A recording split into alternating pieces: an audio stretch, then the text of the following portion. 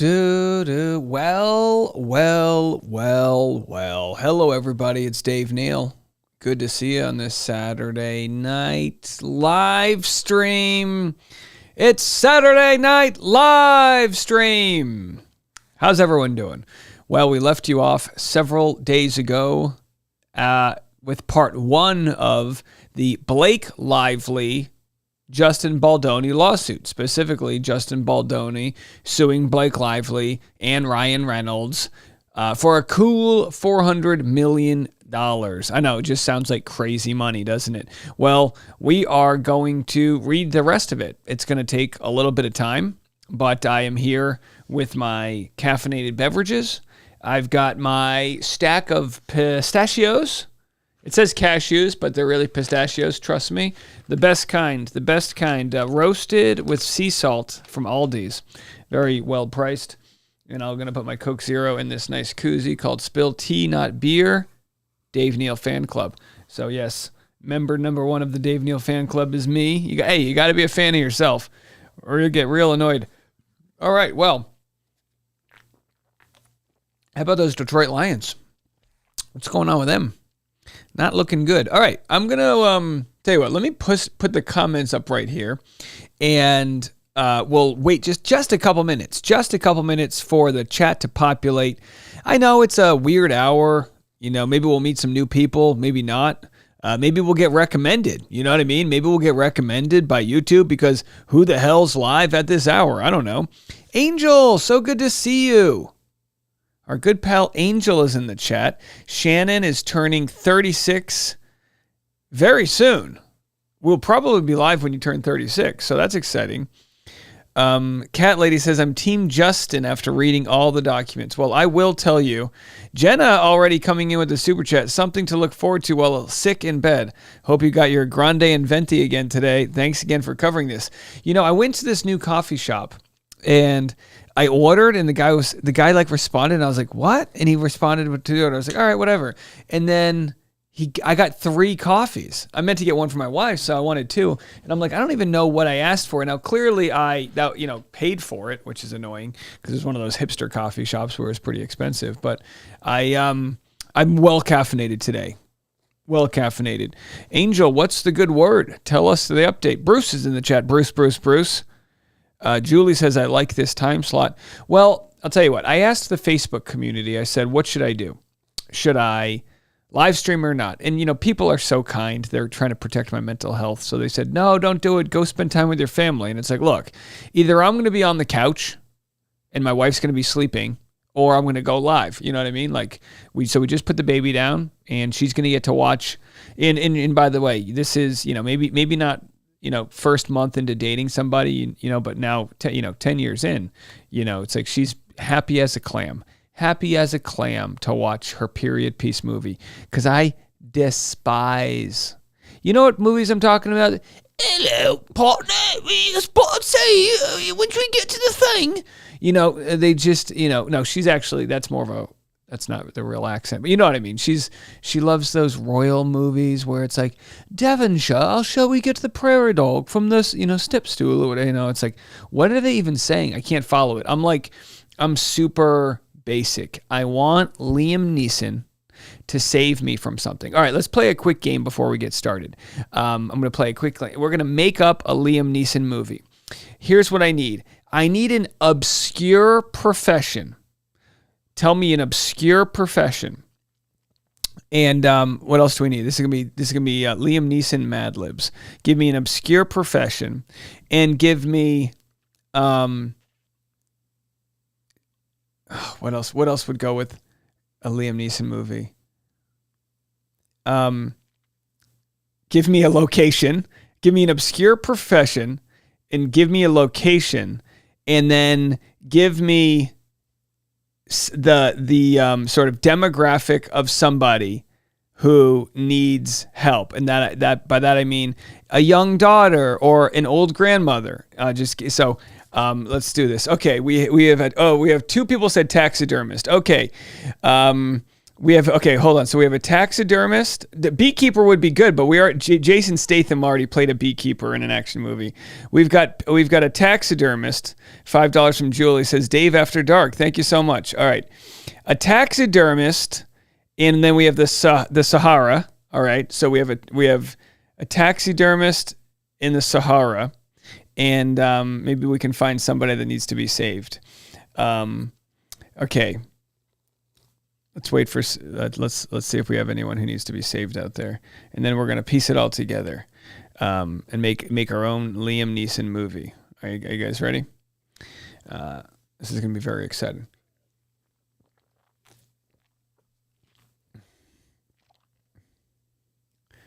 Barbara said, lighthouse caretaker in Oregon, single mother. Okay, give me something more specific than a single mother. Give me something... Okay, we have. Are you guys ready for this Liam Neeson movie? Ladies and gentlemen, coming this. Hold on, I need my voice. Ladies and gentlemen, coming this summer, it's Liam Neeson, a retired taxidermist, travels on vacation to the Saharan desert and learns that a TikTok influencer needs to be saved. In a moment of peril, the TikTok influencer was filming a TikTok and the app got banned.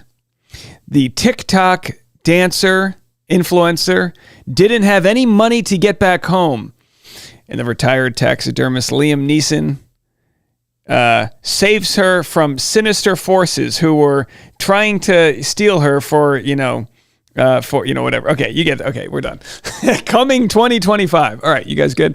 All right. Hey, 154 people. Why don't we get started? Why not? We'll get started right now. Hey, I'll watch that, right? That's a good movie.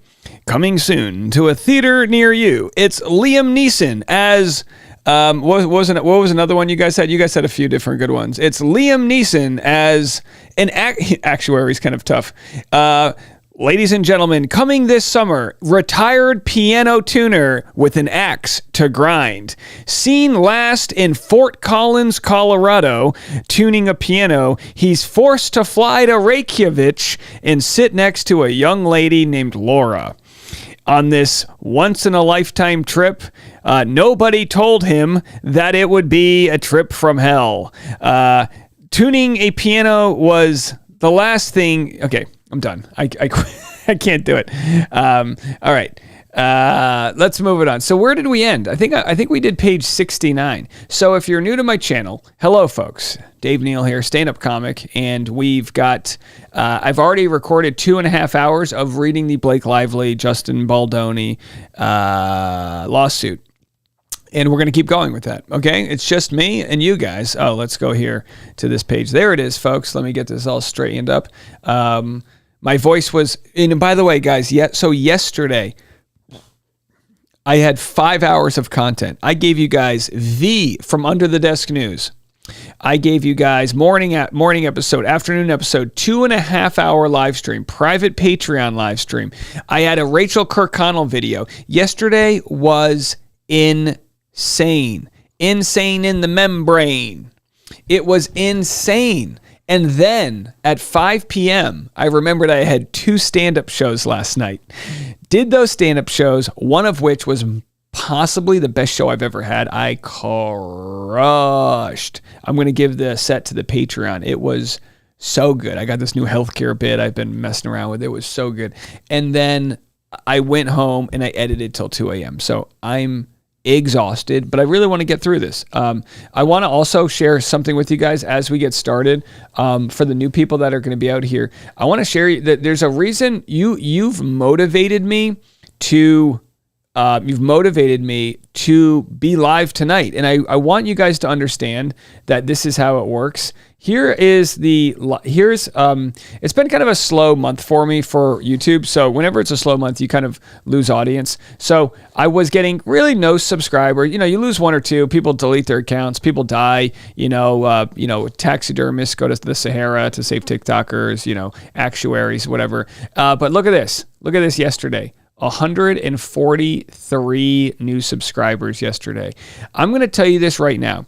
My new goal is to hit 100,000 subscribers by my 40th birthday. That's my new goal. I have a couple strategies I think that are going to get me there. But here's an interesting one, and this has to do with Justin Baldoni. Check this out. K-Sayla says, can we hear your healthcare bit? Not here. No, it just wouldn't work the same. But here's what's interesting. This is, and can someone help me with the pronunciation here? Is it Kirsty? So Kirsty has been covering... I'm done with the older guy. Kirsty's, probably her most popular video, has been covering the Blake Lively nonsense, right? Here it is. The Blake Lively interview that made me want to quit my job. 6 million views. Can you imagine this? So this, Kirsty, am I pronouncing it right? She's going to join me for an interview. I don't know when, maybe this week. And I'm going to go on her page. We're going to do an interview swap. So we're going to talk to each other. One thing I want to talk to her about when I go on her page is I'm going to play devil's advocate and give Blake Lively the benefit of the doubt. Now, not the benefit of the doubt for this lawsuit, but the benefit of the doubt for this interview. I think Blake Lively thinks she's funny, but she's not. Clarinetist says it's pronounced Shirsty. Is that right? Shirsty? Shirsty. Oh, good to know. I'm going to write that down. Sure. I hate mispronouncing names. Shirsty.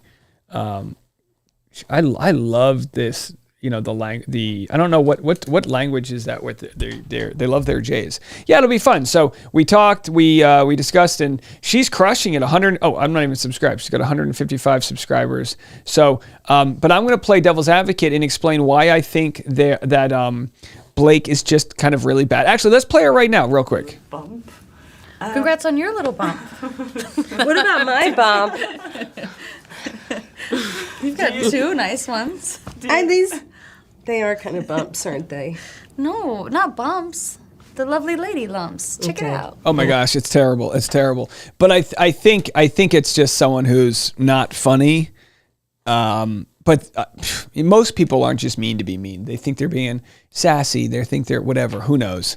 Again, I'm not defending her. One thing I've learned when you cover stuff like this is that the internet brings out some of, I'm not saying this about Shirsty, but some of the worst people.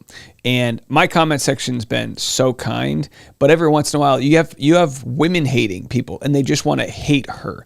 And what I am trying to bring into this conversation is the actual anxiety that probably exists, whether it's postpartum for her or just in general, when you have to show your body on camera, do an orgasm, do something that's very strange. The anxiety that you can get from acting in front of people and knowing you're going to be judged is crazy, let alone someone in the spotlight like she is, especially with her husband being a super high achiever and coming back from your fourth baby, having to do a sex scene with. So I, last time, explained a lot of that, and again, I have to remember not to pay attention to it because people will be people, but I had some people that could not understand the empathy for Blake Lively in this situation. Now, do I understand the empathy for Justin Baldoni? 1,000%. This is a guy who's doing anything he can to get his little brainchild, project off the ground.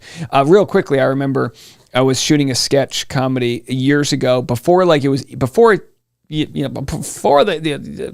had automobiles. That was such a long time ago. But it was before they had, you could shoot things on your phone now, right? But back then you needed a DSLR, you needed proper audio. And there was a guy who had a DSLR camera and we needed him to help us shoot the sketch.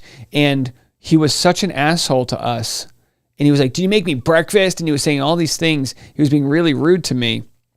And I just had to take it because we needed this dude's camera. You know what I mean? It sucked. You just want to get your project done and it's a mess. And that was just on a personal, very small level that we put up with this asshole. This guy's a real dick. And we put up with him. I think he actually got arrested recently. We put up with him because, it was a means to an end. Justin Baldoni, as you're going to see, put up with Blake Lively. Now, does that mean it's worthy of a $400 million lawsuit? It's look, legally speaking, she's allowed to use whatever leverage she wants to gain control and be bitchy. She didn't quit the show. She threatened to quit and she threatened to walk off. This isn't going to be the first lead actor to threaten to walk off. So, it doesn't make it right, but is it worthy of a lawsuit is the question. So what we're going to see is we're going to see a lot of information, and then we're going to have to go, okay, yeah, she looks like a B word. Sure. Is that worthy of a $400 million lawsuit? We'll see. Gary said, so far it's been lies. Yeah. Yeah, we'll have to see. I don't know. Yeah, I would love to ask Kirsty about the clip and ask her I would love to ask her, like, hey, if we watched the full beginning, middle, and end of your interview, would we feel differently? Is there anything you might have left out? I'm not a hockey fan. This was actually a gift. This was a gift from one of my Canadian listeners, Jen. I think from Jen, right? All right. So there's no proper place to do this. We're going to pick it up right from here. Page 69, 127.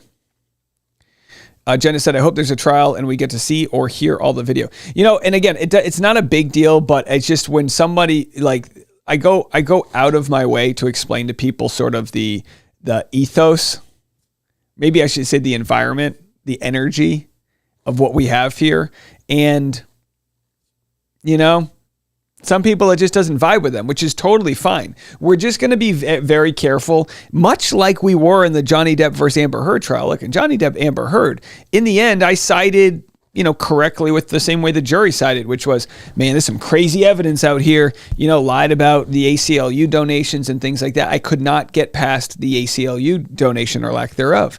But at the same time, I didn't think, you like the challenge in the exercise, if someone is coming off like evil or deranged, it's like to really think like Amber Heard lost, and yet she's the child of like an abusive drunk dad. Like she didn't fall from the tree from a healthy family. You know what I mean? And I think it's important to note those types of things. Blake Lively grew up in the world of entertainment. Maybe she's a pissant who gets her way nonstop. Maybe a monster has been created out of her, or maybe there's more to do with it. Trying to struggle to. It is I tell you this right now, getting. Acting, especially when you're kind of like the lead female, you're objectified on camera for sure in most of these movies. Like she got that movie, that shark movie because she was going to sit on a bikini on a rock. You know what I mean? It's like Liam Neeson didn't get that shark movie. She did. Point being is, it's got to be a hell of a challenge to maintain a career in front of the camera. But again, some people just don't want to hear that. So what does it say? Does that say more about me or does it say more about you? You know what I mean? Meanwhile, on the day before commencement of the second phase of filming, Lively casually reached out to Baldoni, together with Heath and the film's producers, to meet in her home. Lively's return to production demands required a meeting before filming resumed. On the day before filming, Baldoni, Heath, a Sony representative, the film's first assistant director, and two producers arrived with production binders in tow, excited to discuss details of resuming production. But Lively and her husband, Ryan Reynolds, had a very different meeting in mind. Lively brought Reynolds as her chosen representative. Notably, she did not request any attendees from her union, the Screen Actors Guild.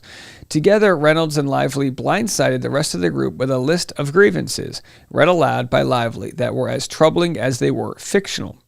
Reynolds then launched into an aggressive tirade, berating Baldoni in what Baldoni later described as a traumatic encounter.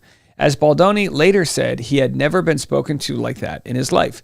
Now, mind you, a source that was there said it wasn't that bad. A separate source said it was the worst thing they've ever seen. So I would like to, if I may, I would like to call everyone who was there to the witness stand to find out what the hell. Did they have ring camera footage? You know what I mean? Reynolds demanded that Baldoni apologize to Lively for actions that had either never happened or had been grossly mischaracterized. Baldoni resisted apologizing for things he had not done, further enraging Reynolds.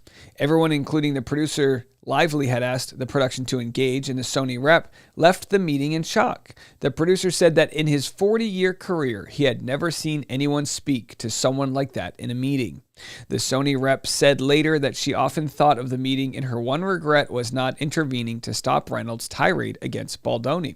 Okay, call that person to the witness stand. I am all ears.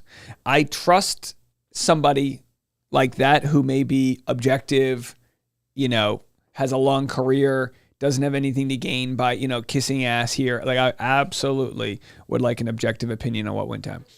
Baldoni and Heath left the meeting deeply unsettled by Lively and Reynolds' behavior and the power dynamics at play.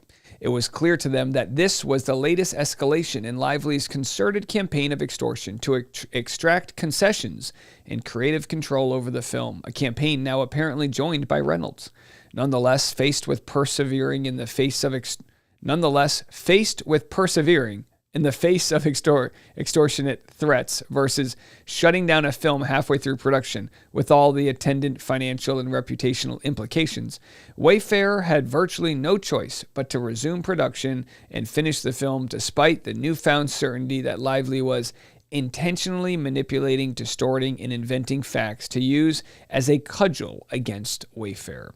The stakes could hardly have been higher for Wayfarer. Financiers had invested substantial resources. Hundreds of cast and crew members had endured months without work due to the strikes, and years of development had gone into bringing the film to life. Moreover, Baldoni and Heath shared a conviction that It Ends With Us could still provide a powerful opportunity to center the voices in stories of domestic survivors.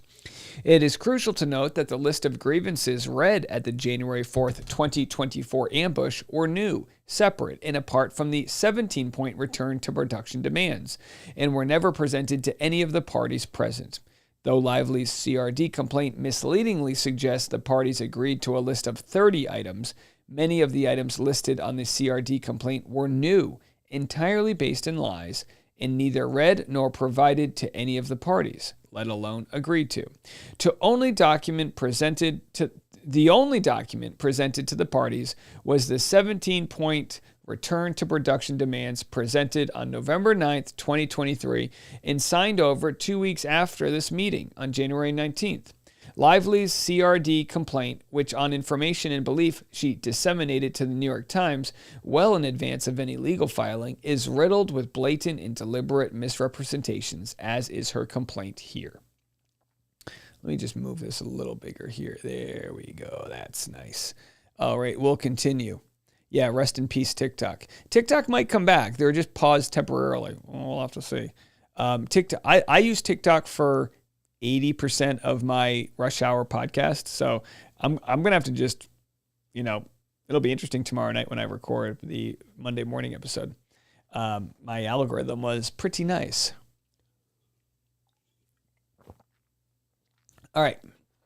Don't mind me. I'm going to eat some pistachios as I talk about this. I'm going to just eat some. I'll try not to disgust you guys too much. Where do we leave off? As Lively admits, filming resumed the following day and then concluded without any further grievances or references to previous disputes by Lively. The parties agreed to implement and follow the protections for return to production to ensure that the film could be completed. Okay, so production of the film resumed on January 5th and concluded on February 9th, 2024. The film has been a resounding success. Now that Lively had unleashed Reynolds on Baldoni and Wayfarer, they felt powerless to oppose the couple, just as Lively had warned on April 2023, 9 months before. Reynolds would ensure that Lively's demands were met at every turn. From then on, Lively would get her way or else. Unmistakably, Lively would use her carefully constructed paper trail to destroy Wayfarer, Heath, Baldoni, and the film. Hello, Arthur. How are you? Lively completes her usurpation of the film. The Directors Guild of America, DGA, requires a 10-week editing period for directors to privately edit and assemble their director's cut.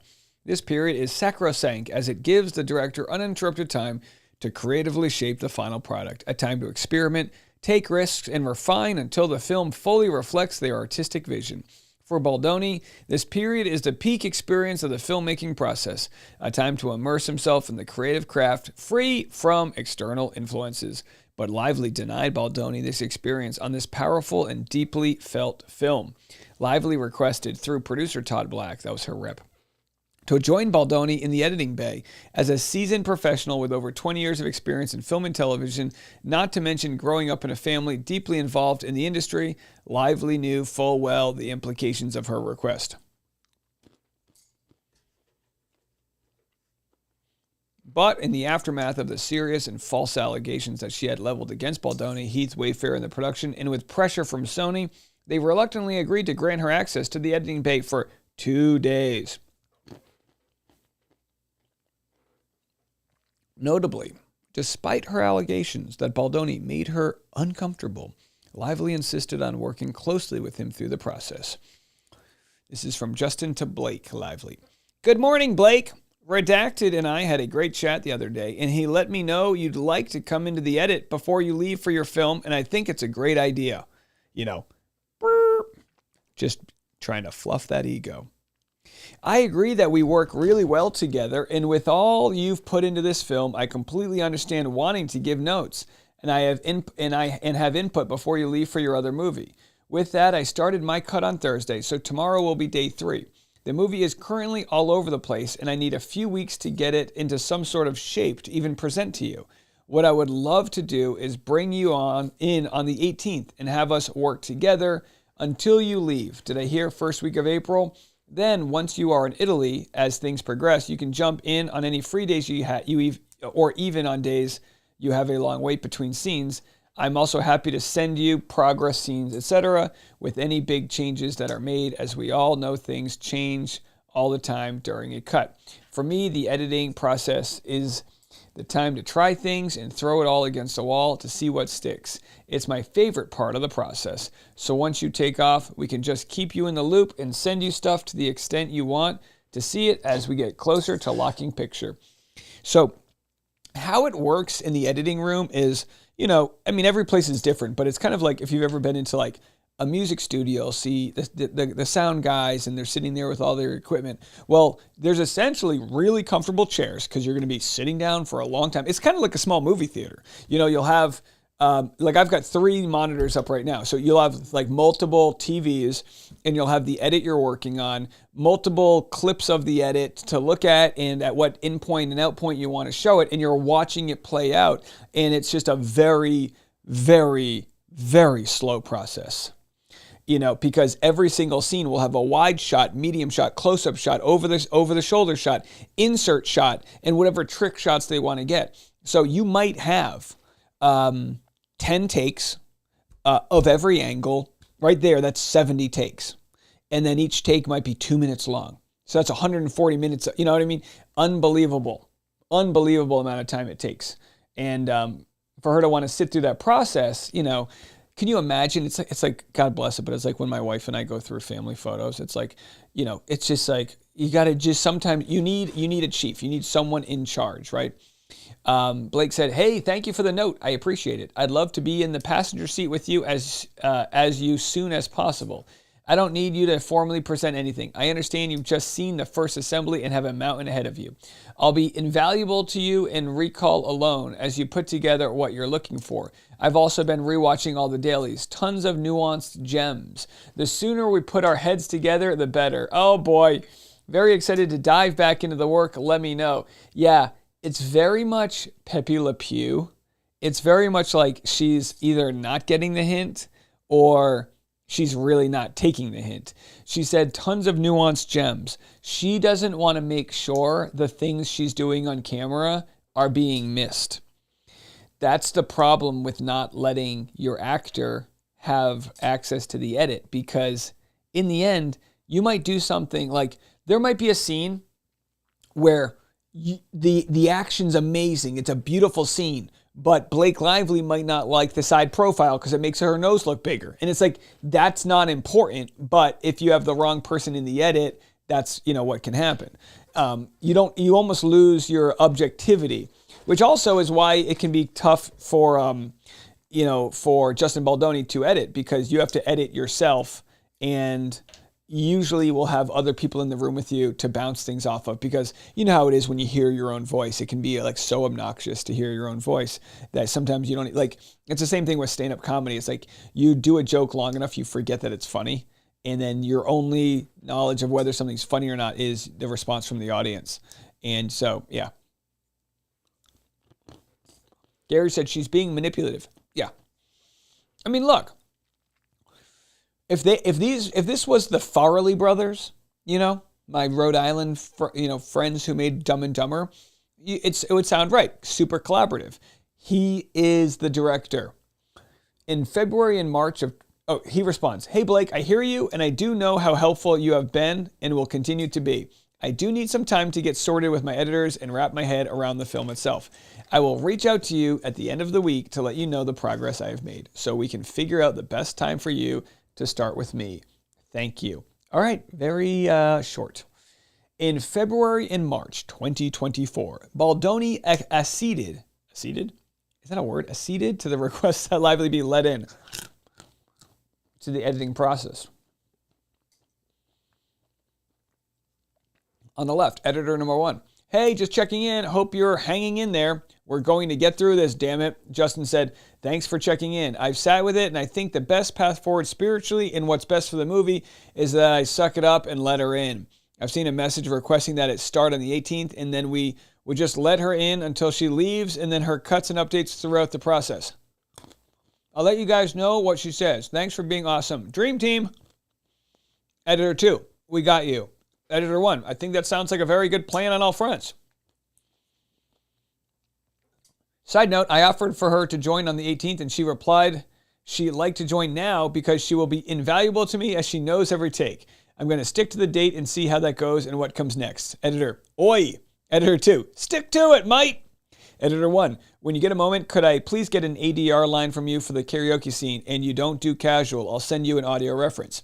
What ADR means is it's basically voiceover. But it's not voiceover like a narrator and then this happened. It's like ADR is when your line is dubbed because you didn't get a clean cut of it beforehand. So, Dream Team, Editor 1 says, "Okay, let me put together some form of real live. The last scene was only half finished, so I will swap in the last version temporarily." Editor 2 says, "Again, hopefully Redacted is working on scene 11. Sound passed this morning." Justin said, "Also, I think a valuable thing to do next week is going to be to get both of your systems set up in a way that you'll be able to find all the takes very quickly based on whatever you are both comfortable with, because I know for a fact that that is going to be something that Blake is going to end up doing. And the less time we can spend searching for takes, the better it's going to be for the overall process."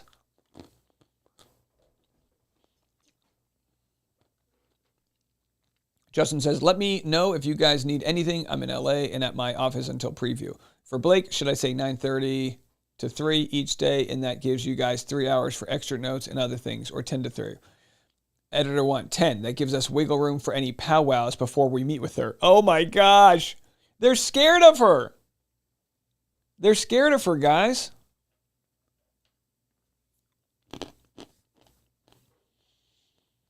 Editor 2, "Either works for me. It would be good to have time before and after." Oh boy. Hey, 360 people in the chat. Hello, everybody. Dave Neal here. Going to be reading the rest of this.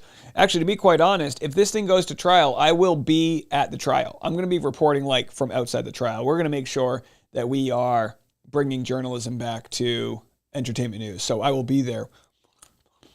Make sure to hit the subscribe button. And actually, as we read this, just so you guys know, I mentioned this earlier, but we had 143 new subscribers the other day, and I'm going to be actually keeping track of them. So right now, 84,669. Let's get up to 100,000 by my birthday. I'm turning 40 in May. You know, maybe sooner. Heck, let's get there by Valentine's Day. So thank you guys so much for all the support. I really appreciate you guys. I'll give you guys an update in a minute.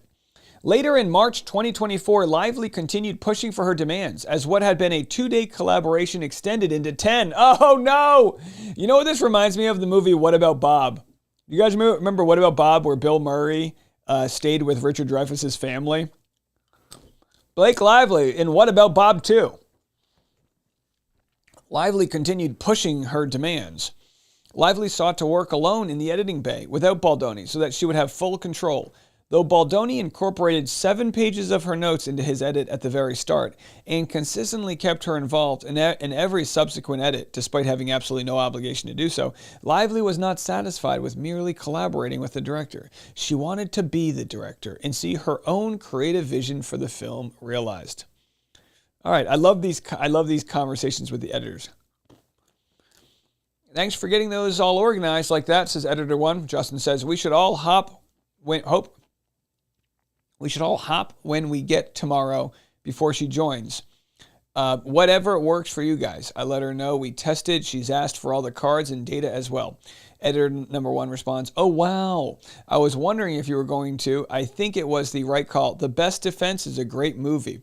I know we talked about an 11 a.m. start for tomorrow with Blake, which I think would be a very good idea. I think it's important that we meet with Redacted beforehand in the morning so we can launch her working on music while we're working with Blake. Also, she's fresh eyes, so we can talk to her about things that came up from the screening. Good morning from Redacted. FYI, Blake started watching the movie at 8:30 a.m. today on Pix. She did not watch it this weekend. All right, so now they're like, Pix, I'm assuming, is their like cloud software. So now they're tracking when she's watching the movie. Yeah, she just texted she was starting. Editor 2, shall we meet at my room at 9? Justin Baldoni. Boom. Fist pump. Better to meet out on Redacted since she will have access to yours, just in case she comes on early. Editor 2, she doesn't have it yet, but happy to do that. All right. Editor 1, what do we want to do about the falling in love montage? Now that I've gotten reel 3 off to music, I'm looking through reel 4, and I see there are 2 cuts from the walk and talk first kiss scene in the love montage. The first one is obvious from that scene.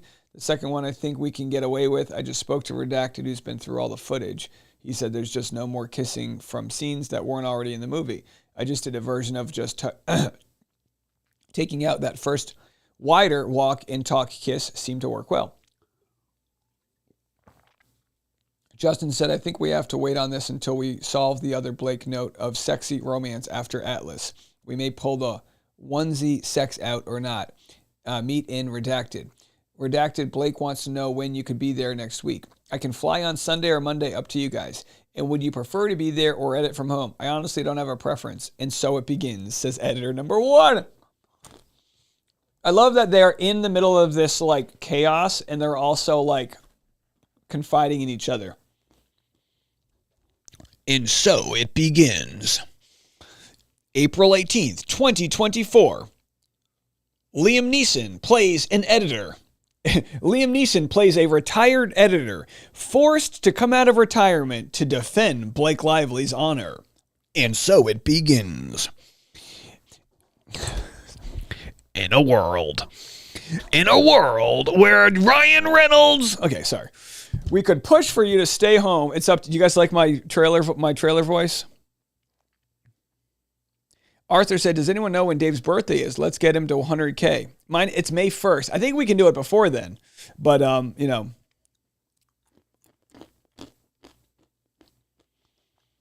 Justin said, we'll push for you to stay home. It's up to you. Editor number 2 said, both have pros and cons. I want Blake to feel like she's getting what she wants so we can move on from this need of hers. So I'm assuming editor number 2 is like a dad with kids. And he's like, I will fly wherever I need to fly to in order to please Queen Blake. Hello, it's Queen Blake. For the record, she's been getting what she wants this entire movie. Oh, Justin Baldoni. Just, for the record, if it pleases the king, we've already been giving her everything she wants. As the editors know, and that's the problem sometimes, right? We've all got a partner where you're like, look, I'll give you whatever you want. Just tell me, why does it feel like everything I say is the wrong answer? You should know what I want.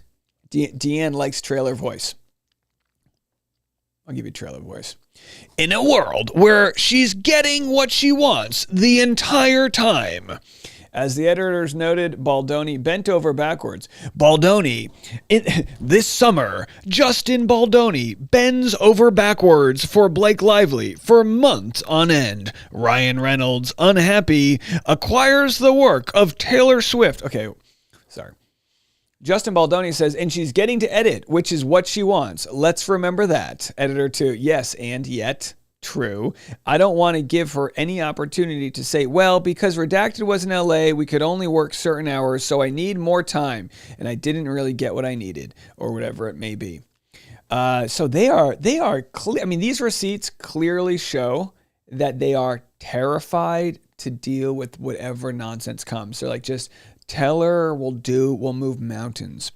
He says, point is, if you feel it's best and you want to go there, no problem at all. And also, if you would like to stay home, that's something that we can say. I just want you to do what's best for you. And he's going, what's best for me is keeping Blake happy. Gary said that's rom-com voice. All right. I don't know which one's next. I think this one on the right. Point is, if you feel it's best and you want, okay. He says, I appreciate your protection and thought. I'm truly game for going if that's what she prefers. If she doesn't care, then save the money and have me work from home. I mean, yeah, you got to fly the guy first class. You got to put him in a hotel.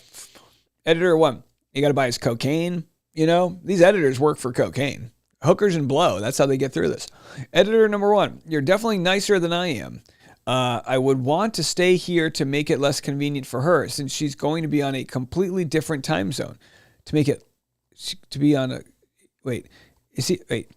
would want to stay here to make it less convenient for her since she's going to be on a completely different time zone. Justin has bent over backwards for her for months on end. I don't think you should have to do that too. Damn. Oh, you're definitely nicer than I am.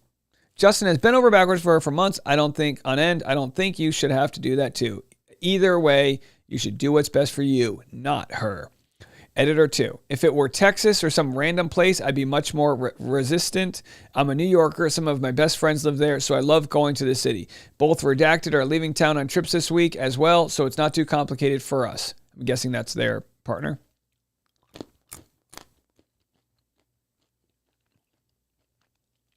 Justin said, okay, all good. I'm sensing a desire to go and also have some you time, which is great. Win-win.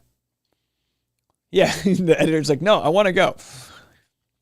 By the way, is there anything better? Like, we all love our families, right? But is there anything better than traveling for work and having full control of the hotel room? You got the mini bar, the menu. You've got the bed, the clicker to yourself. Isn't that amazing? Justin said, I'll let them know. I think the game is to ask for virtual and then give in and send you. As a practice, we can't just keep giving her everything on exactly her terms. Editor 2, like I said, happy to go. Also, totally fine to stay. Whatever you want, I'll go. I'll stay. I'll go fuck myself. Whatever you want. He said, appreciate you. Editor says, you too, sir. Sir sounded much more formal than I intended. He said, all good, ma'am. Oh, so it's a woman. Editor 2, make her stay in Italy. Tell her I demand to edit in Italy. Okay, calm down.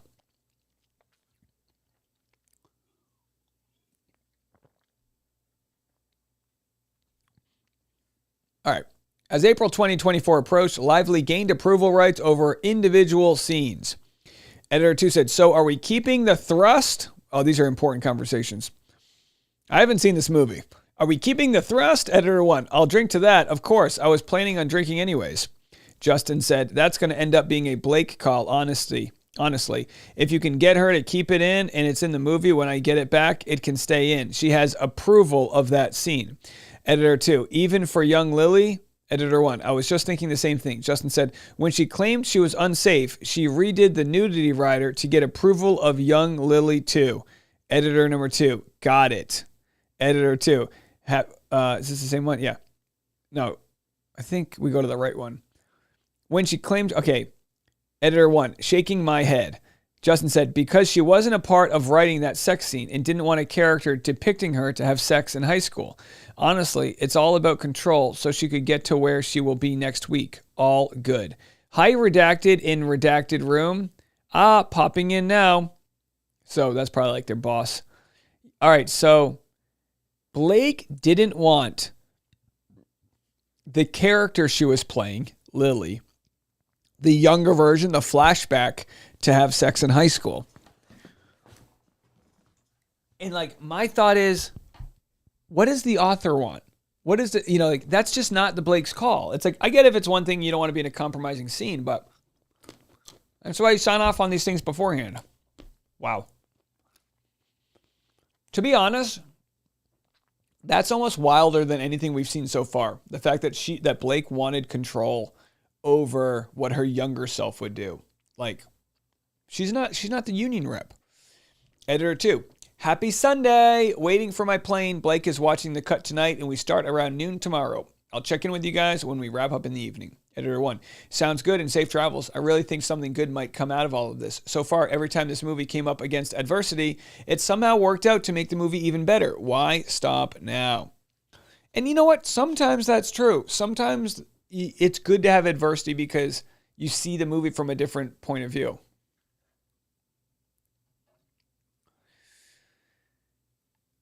Justin says, it's going to be great and you're the perfect person for the job. Safe travels. But let me get out of the building, then I can call. That was my thinking. Of course, Jamie would like to join.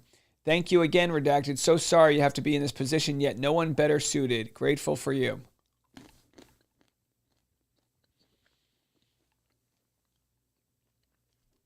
Real quick, let's jump in on some super chats. Jenna gave $5, something to look forward to while sick in bed. We got that one already. Thank you so much, Jenna. Appreciate you. Julie with $5. Dave After Dark, appreciate you. Oh, Sarah, $5. Here for the docs and Dave. Thank you so much. AKA the Cat Lady, $5 says, thank you for your input on this case. You have a unique perspective as someone in the industry, but also a regular guy. Well, that's what's interesting is I've actually worked with both of them just as background, but like I've been a fly on the wall. And I actually know who used to stand in for Blake Lively, and I'm sure she wouldn't want to divulge anything, but Tasha used to stand in for Leighton Meester. So you just get to see how people act. I've worked on movies like when I worked on Birdman, I stood in for Ed Norton, and Ed Norton fought with everybody. And Michael Keaton was the coolest, nicest guy. Zach Galifianakis was the coolest guy. Emma Stone was like professional to herself. Everyone else was great, but Ed Norton was terrible. So when you hear rumors about people in Hollywood, they generally have truth to them. Now, in my case, on Birdman, Ed Norton, there's movies where people literally don't even want to work with him because he's so bad. The director of that movie was actually a monster to work with, but he was making best pictures, so people put up with it, Just an example.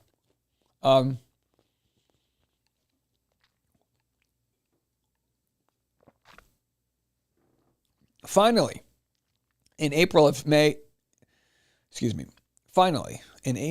2024, Blake Lively's extortionate threats coerced Sony to allow her to create her own cut of the film, a right that is exclusively reserved for directors, at Wayfair and Sony's expense. And despite Baldoni and Wayfair's rightful protests, Sony's reasons for acquiescing to these beyond unreasonable demands were clear.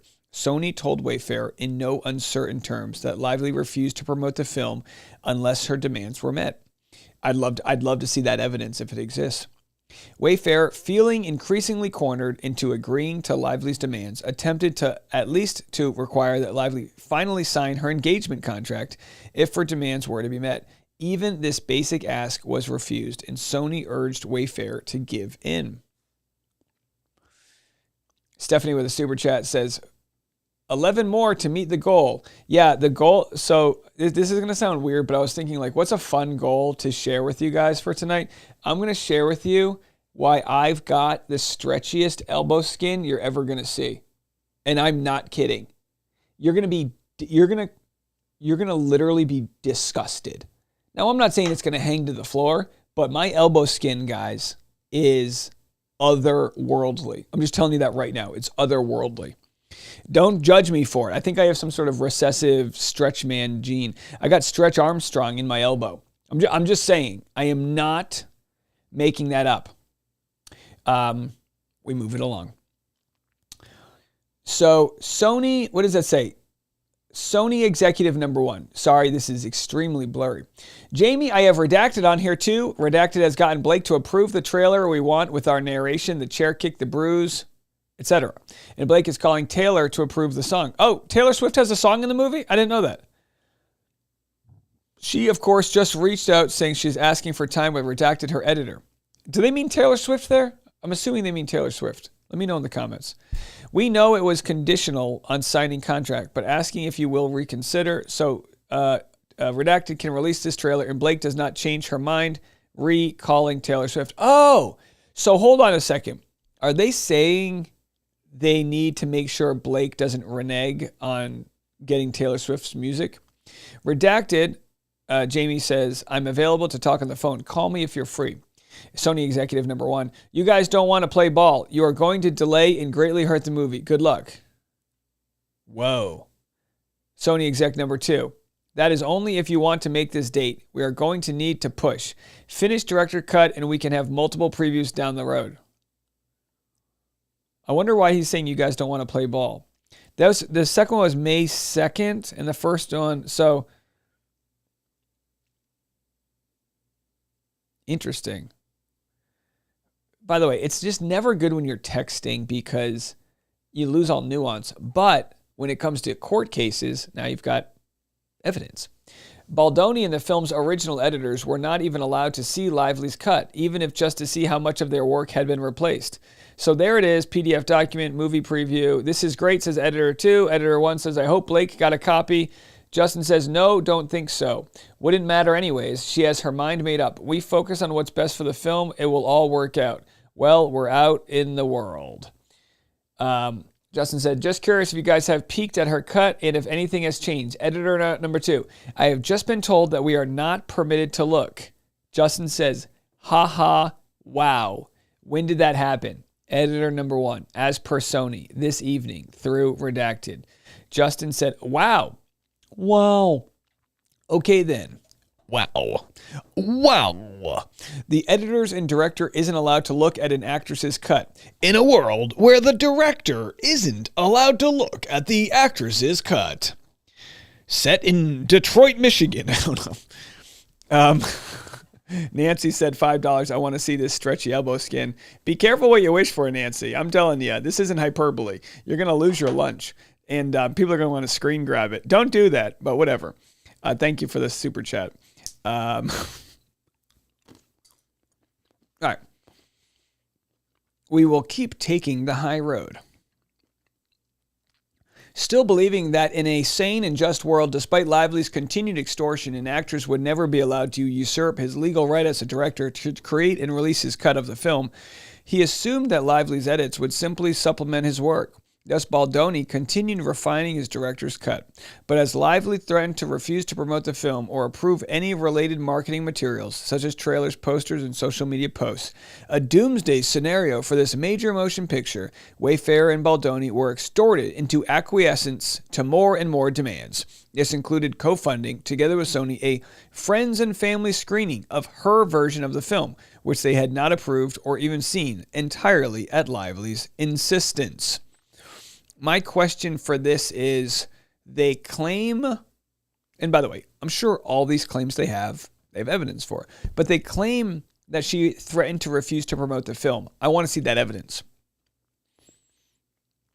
Ultimately, because was it in her contract to promote the film? You would think so. You would think yes, but also, I don't know, I haven't seen the contract. Ultimately, Lively replaced the film's editors with their own choice, an editor often used by Ryan Reynolds. And the film's editors had to be let go. Oh my gosh.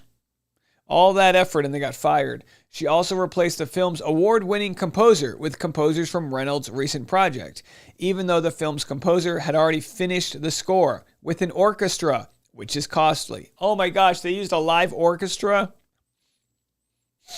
Sony supported Lively's demands and even enforced her dictate that the film's director and editors not be permitted even to view her cut. Wayfarer and Sony found themselves in the unprecedented and uncomfortable predicament of having two competing versions of the film, one made by the film's actual director and one made by a person with no contractual or creative right to even approach the editing bay, let alone make her own cut. They're like, dude, she doesn't even belong in the parking lot here. And next thing you know, she's edited in the film.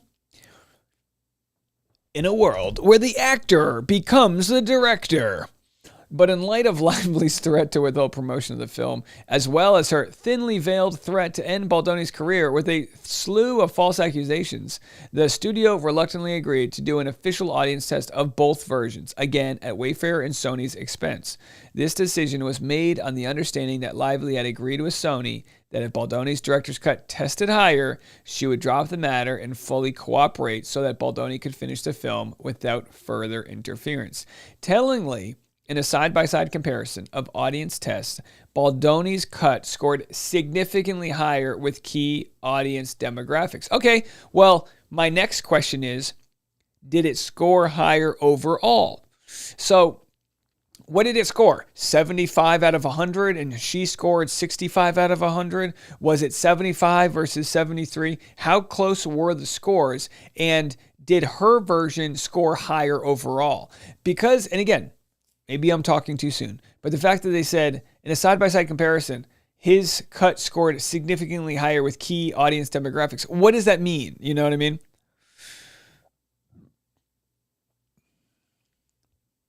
Dream Team, thank you. Spoke to Redacted this morning. Gave her the latest Spoke to Redacted this morning, and she's putting in a request to release Blake's cut officially to us. Just getting on the road here in Redacted, home in a couple hours, get some rest. FaceTime call ended.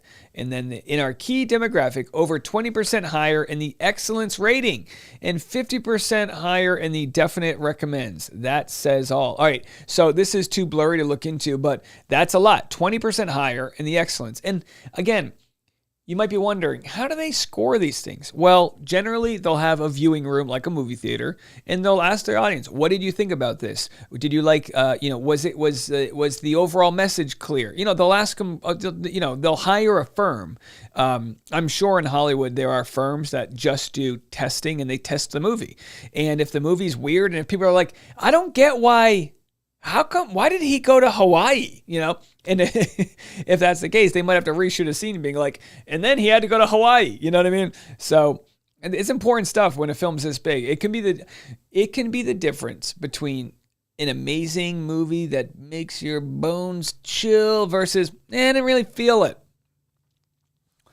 But also, there's plenty of award-winning movies that don't have the funds to do audience testing, and therefore they just rely on the vision of the director.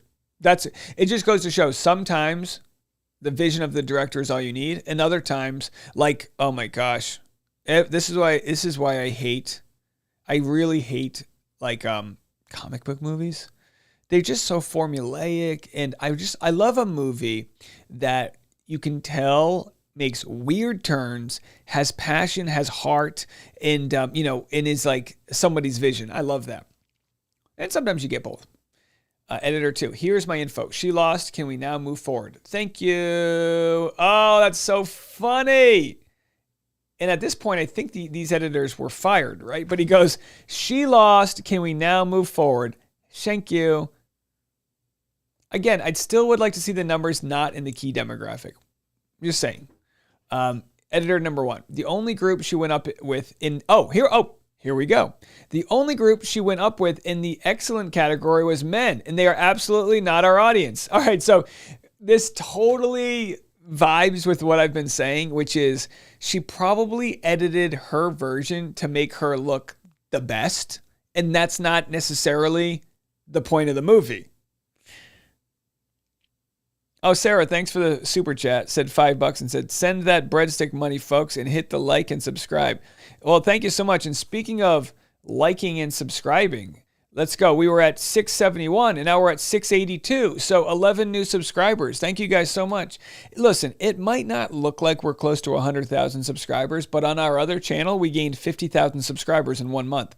What do you guys have for suggestions that we do when we hit 100,000 subscribers?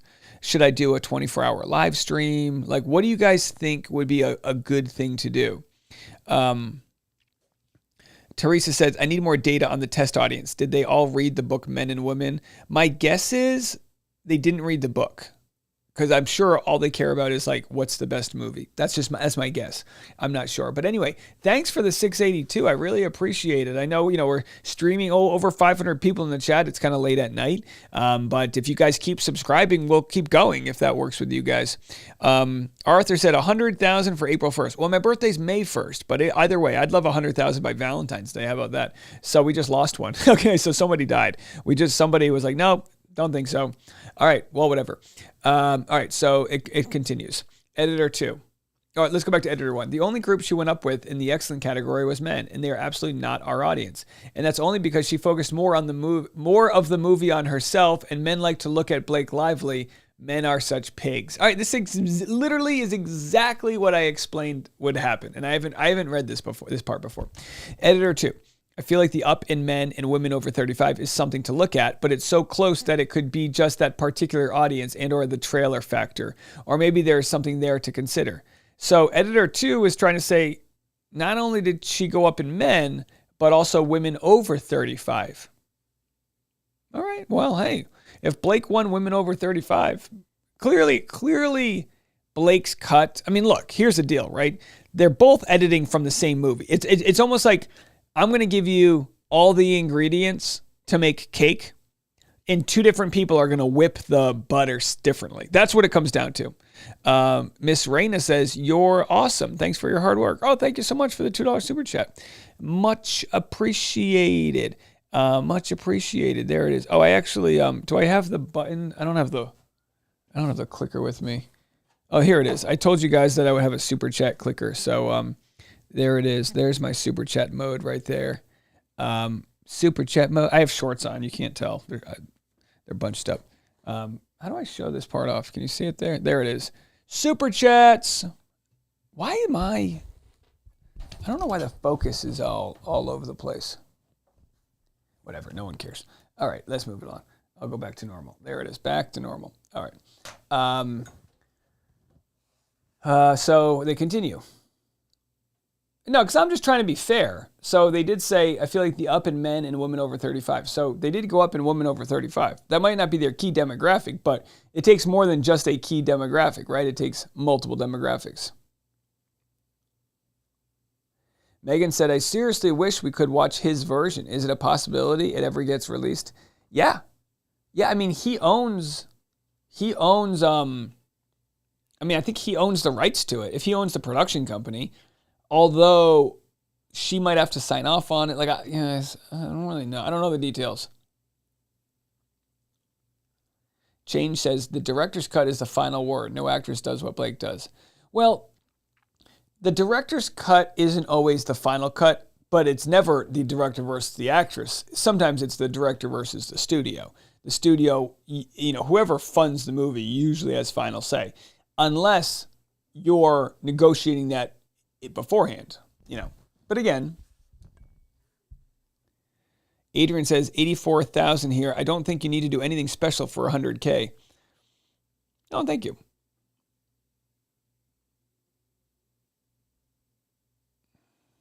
Appreciate you guys. Oh, let's see. Fancy Pants gave $5. Says, Dave, all the best. Can I get a peanut? Fancy Pants wants a peanut. That is a special soundbite that we have. I wasn't prepared for it. I don't know if I have peanut anymore. Here it is for you. There it is. That's the suck my nuts now button there. So you said 4, so that's 3, and then that's 4. 4 nuts. There you go. All right. Not surprisingly, Lively reneged on her promise and insisted that her version be released to the public instead of Baldoni's cut as director, even claiming that the book's author, Colleen Hoover, would refuse to promote the film as well if Lively's version was not chosen. Again, I'd love to see those emails. Sony called to tell Wayfarer that neither Lively nor any of the cast would promote the film unless Lively's cut were used. Baldoni was forced to choose between killing the film and his own career by insisting on his own creative vision and rights, or putting out a version of the film that Baldoni knew could still be so important to DV survivors, even if it differed greatly from what it could have been. That's kind of like virtue signaling, but again, this is their lawsuit, so they're going to kind of lean on that. He just wanted the best film. No, I mean, he has his own ego for his own reasons, right? Come on. Baldoni reluctantly chose the latter and stood down, allowing Lively's version of the film to be released and promoted. Justin was essentially forced to fire himself as director and allow Lively to finish his film, knowing it was the only choice he would make to serve the greater good. 2 days later, Baldoni was hospitalized with a serious spine infection, eventually with the key demographic being the focus, Sony and Screen Engine, the audience testing company. All right, so they do have a testing company. It's called Screen Engine. So that's the company that does all the testing, that they just had. Well, I'm getting rid of that.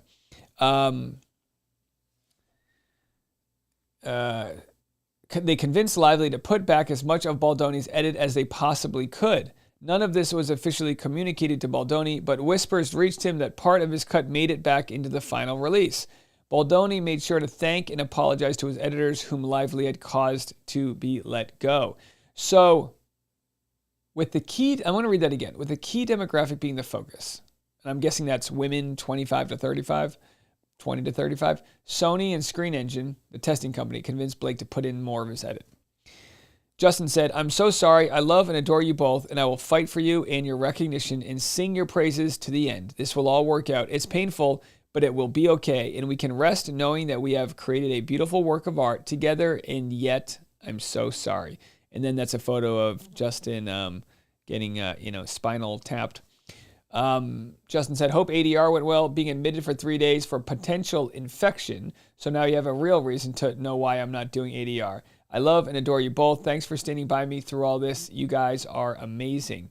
Editor said, "Holy cow, feel better. We didn't want to bug you during all of this, but our secret source has let us know that the new version they are previewing tomorrow has a bunch of our version put back in.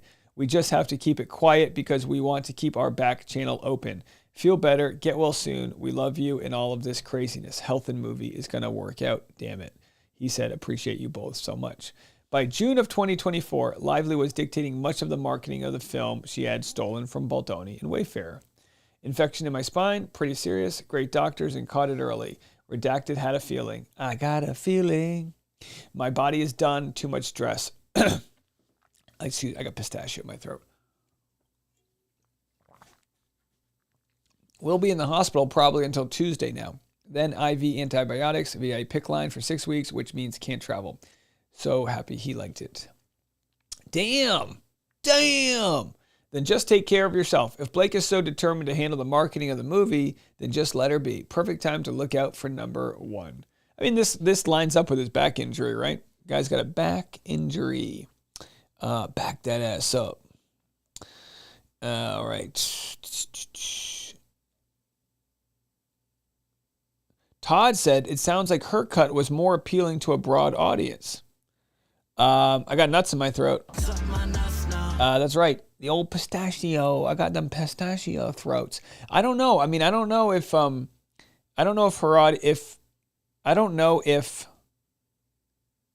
that's what that means. But if this goes to trial, Blake's side will respond. They'll respond with whatever, whatever the evidence is that her version was better.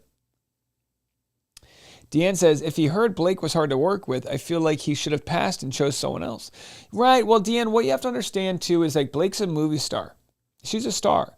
And you're going to try to get whoever you can get, and if they can get someone with name recognition, they have a higher chance of the movie getting made and all of that stuff. So, it's like, that's why Ed Norton gets work. Everyone knows he's a monster to work with, but it's because he's a good actor. Lively shamelessly removed Baldoni, the film's co-star, director, and executive producer, who had championed this film for 5 years and whose company had co-funded the entire project, out of all posters, trailers, and other promotional materials. She continued to refuse to promote the film otherwise. Yikes. Wayfarer. To Jamie, from Sony Executive number 3. I got a sneeze coming. "We had a very successful weekend at Book Bonanza, and the fans loved the book art displayed at the event. We would like to release this art as our second teaser poster for domestic distribution. Since it has already been released internally in many markets, it only makes sense to use it domestically as well. We'd love to start printing tomorrow to get it into theaters. However, this version does not have Justin Baldoni's a film by credit, so we would need to waive that. Please let me know if this is approved." So they have to waive it saying a film by Justin Baldoni. Over Sony's objection, Lively insisted on screening her cut at Book Bonanza. Colleen Hoover's annual convention hosting authors and fans from around the world, an event that Baldoni had long been excited to attend. But Sony made it known to Wayfair that, per Lively, Baldoni could not attend. Notwithstanding the obvious promotional and PR risks, Lively appeared on a panel alongside Hoover and other cast members, icing out Baldoni from this critical event for his own film. He was not even allowed to review the final cut before it was shown to the world. Whew. All right, here's where the PR people get involved. Jen Abel. Hi, Jamie just filled me in about BookCon. I know this is devastating and such a kick in the gut.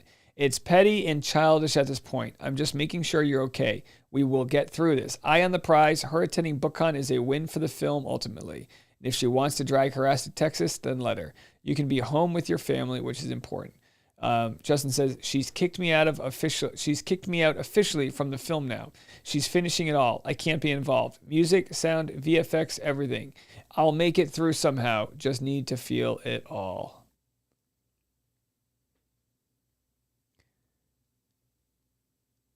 Wild stuff. Deanne said, I never knew that about Ed Norton. Oh, yeah. You can Google it. There was, they dropped him as Hulk because they didn't want to deal with him. And again, I was in the room. I was in the room when Ed Norton and, I can't remember the director's name, were in a heated argument. Crazy stuff. Yeah, he's crazy. Call it passionate. Editor number 1. Looks fun. By the way, picture was supposed to get locked this week. Did that happen? Just curious. What version is going out to the world with all of our names on it? Just curious. What happened? Justin said, I'll watch soon. No idea. Evidently, they are all at Book Bonanza. Hard. Editor, oh boy. But second test didn't go any better. Over 35 went down and under stayed the same. I guess Sony asked for more changes to get it closer to our cut, but I haven't watched. They're showing it at Book Bonanza. Editor 2, the whole movie? Yup, hers. Editor 1, wow. Justin, was supposed to be ours and then I was uninvited. Whole thing is pretty cruel and intense. Editor 1, uneffing believable. Editor number 2, ugh. Sorry, Justin. Justin, I love you both. Editor 1, heart, heart, heart. Editor 2, purple heart, purple heart, purple heart. Editor 1, I just hope you love for at least stomach the cut that is going out to the world. Haven't seen it. Can't yet. The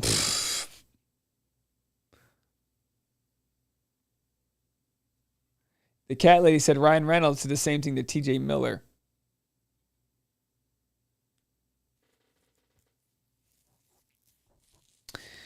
By July 2024, Baldoni was completely locked out of the film's final cut. By virtue of his role at Wayfair, he was permitted to give notes as a studio. This only added insult to injury because he should not have been giving notes. He should have been editing the film.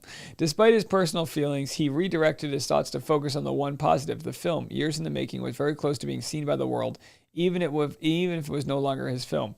By the way, what's the Rotten Tomatoes score? I don't even know. Rotten Tomatoes, it ends with us. So this must be her version. And by the way, before I look, I'm not looking. Before I look, if it's above 88%, it's a good movie. 89%. I would love to see because it's one thing to do the testing. I follow audience score. I actually like movies that have a high audience score but have a low tomato meter because I think people that review movies are kind of snobby. Well, in the second act, the thing didn't line up. It's like, it's Liam Neeson getting revenge as a snowplow driver, okay? Like, it doesn't need to add up. Is it good? Did we like it? There was a movie that had like a 10% tomato meter and like a 90% audience score, and I was like, I need to see that movie. So, 89% is really good. It's really good. There they are. Oh, all right, whatever. Let's go back. Where the hell are we? Despite his personal feelings, he redirected his thoughts to focus on the one positive. The film, years in the making, was very close to being seen by the world. Even if it was no longer his film, he prayed for the possibility that the film could still make the impact he intended when he first reached out to Colleen Hoover in 2019. Justin, just want to check in. Are you back to 100%? And any updates on our little movie? Just hoping all is good with everything. Sorry, Redacted, missed this. Didn't mean to not respond. Really been distancing myself from the movie as best I can for my sanity. Lots of great internal work. Feeling real gratitude. Been some more hard things over the last few weeks that I would blow your mind. We'll all catch up soon. Today I have to give notes on the final mix. I have not seen the locked cut of the film. Evidently it's been worked on more and she's been mixing. I'm getting to give notes as a studio today, not a director. Very hard, but I'm okay. Really doing a lot of work to detach. We made a beautiful baby together. The baby might not grow. Grow up, tone, exactly who we thought, but it's still beautiful. That's what I'm holding on to. Very proud of us. Editor number 1. Wow. I can't say I'm shocked because I was hoping that you were going to be able to not let this beat you down, and it sounds like you have achieved that. And yes, the movie we handed her was so good that even if it's been screwed with, the base work will still shine through. The last I heard was that she was putting back a fair amount of our version, just not sure what that entailed or to what extent. I guess you'll find out today. Hang in there, and we'll all catch up when the wounds are not quite as fresh. Sending love to you both. Justin says, if you think about it, we didn't even finish our director's cut because she intervened. So ideally, at some point, we can take a week and all just do it together for ourselves. But that opens up a can of worms, so we will need to let this play out for a while before we pull that card, and your door will be knocked on. The amount of women who feel seen, that it's reaching people all over the world, that men are remembering their own traumas and having conversations with their partners, that's why we did this, and it worked. Still the dream team. Editor 2, incredible. That's the best news. Lively was still not satisfied. She continued to extort Wayfarer, Baldoni, and even Sony, threatening to abandon her contractual obligation to promote the film or approve marketing materials if she wasn't awarded a producer credit. And though Wayfarer had refused long ago to accede to this request when it was made during initial negotiations, Wayfarer now had its back against the wall and again had to concede. This still wasn't enough. Lively later sought the coveted PGA mark on her producer credit, a certified designation licensed by the Producers Guild of America to identify producers who have performed the majority of the producing work on a motion picture. Neither Baldoni nor Wayfarer believed Lively fulfilled the requisite criteria to earn this mark, but that did not matter to Lively. Lively demanded, again with extortionate threats, that Baldoni, Heath, and other producers and department heads send letters to the PGA in support of her certification for the PGA mark. Despite unanimous recognition of the absurdity and the unmistakably extortionate threats, Sony and other parties, despite being adamant not to support Lively's demands for the unentitled mark, ultimately acquiesced and submitted letters of support. However, Wayfarer and Baldoni firmly resisted because Lively did not perform the duties of a producer and therefore did not merit the PGA mark, a distinction highly valued and taken seriously within the industry. Wayfarer and Baldoni refused to devalue the contributions of actual producers on the film and elsewhere who merited the mark, and were unwilling to misrepresent Lively's contributions to the film. Having been forced in the face of extortionate threats to concede to Lively's every demand thus far, they believed it would be dishonest, unethical, and unjust to producers who rightfully earned the mark to falsely represent to the PGA that Lively had fulfilled the requisite producing responsibilities. Asking that they lie on her behalf was the final straw. Or so they thought. Oh, sorry. Wrong button. Oh, there it is. In response, Lively instructed Sony to tell Wayfarer and Baldoni that any goodwill left between us is done. Oh, show me that screen grab. Lively instructed Sony, tell Justin Baldoni any goodwill left between us is done. I didn't know there was any goodwill left. Eventually, in the face of persistent threats and extortion, Wayfarer and Baldoni, and by the way, that is extortion. We covered this with Laura Owens, right? Laura Owens tried to sort of extort in several ways. She would say, do this or I'll do that. That's extortion. Do this or I'll do that. If you do not do this, I will then do that. That's extortion, right? It's not necessarily extorting for money. It's extorting for power, opportunity, in this case, PGA credit. Eventually, in the face of persistent threats, they were left with little choice but to draft and sign a letter of support on Lively's behalf, but not before Heath sent an email to Wayfarer's attorneys documenting that he and Baldoni were signing the letter under duress.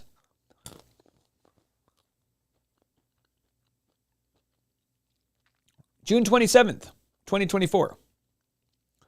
Hi, everyone. I'm writing to you all regarding a letter that I wrote on behalf of Justin and myself addressed to the Producers Guild. As you know, we received a request to write a recommendation on behalf of Blake for her to receive the PGA mark. This was a request that we feel was unreasonable and cold-hearted. Essentially, the movie It Ends With Us has been taken unjustly from Justin as a director and essentially from Wayfarer's control due to the extortion of Blake.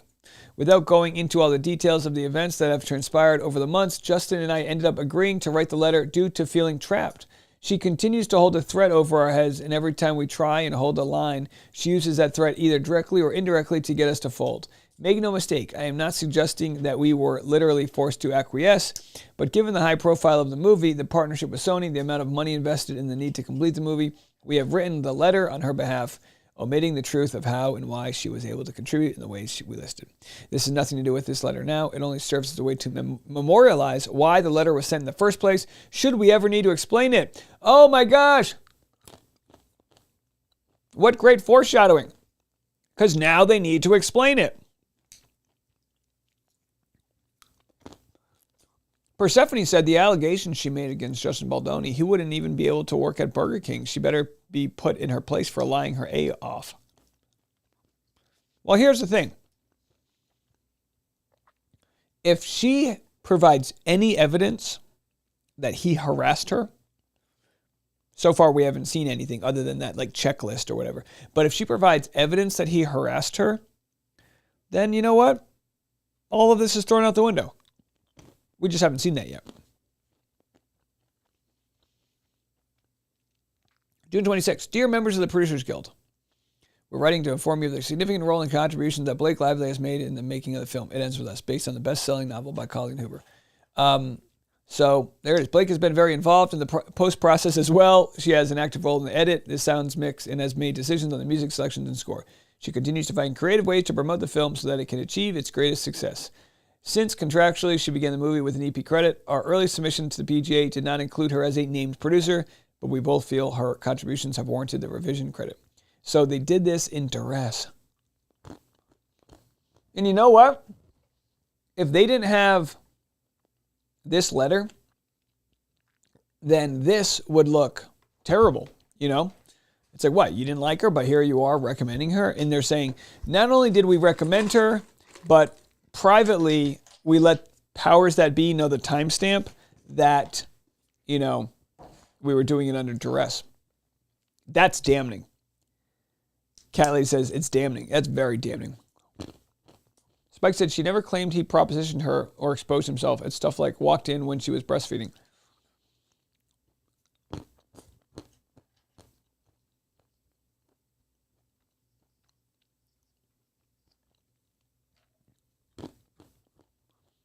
Let's continue.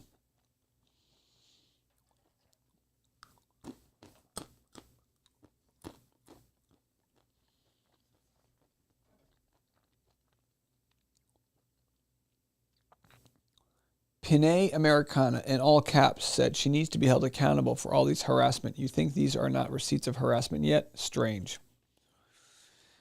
It appears your caps lock button is stuck. Let's just like, I'm trying to be neutral here, folks. Okay. It's like we have like a year of this. So let's just not get crazy. Julie said the jury is still out for me. We need to see more. I'm extremely curious what her response will be. Yeah, that's the point. And I think people have a hard time with this, right? You see one side and you're like, oh my gosh, whatever. Stir Crazy said she told him to get a nose job. We have to see that evidence, right?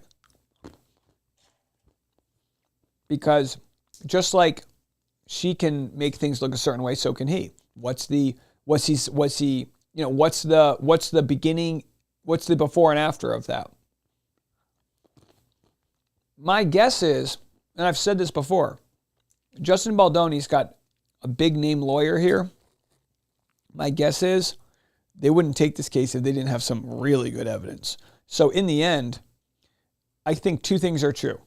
One, I still think she has a greater chance at having success after this than he does because of who she is. And two, I think he's going to prove his case here. I think those both can be true.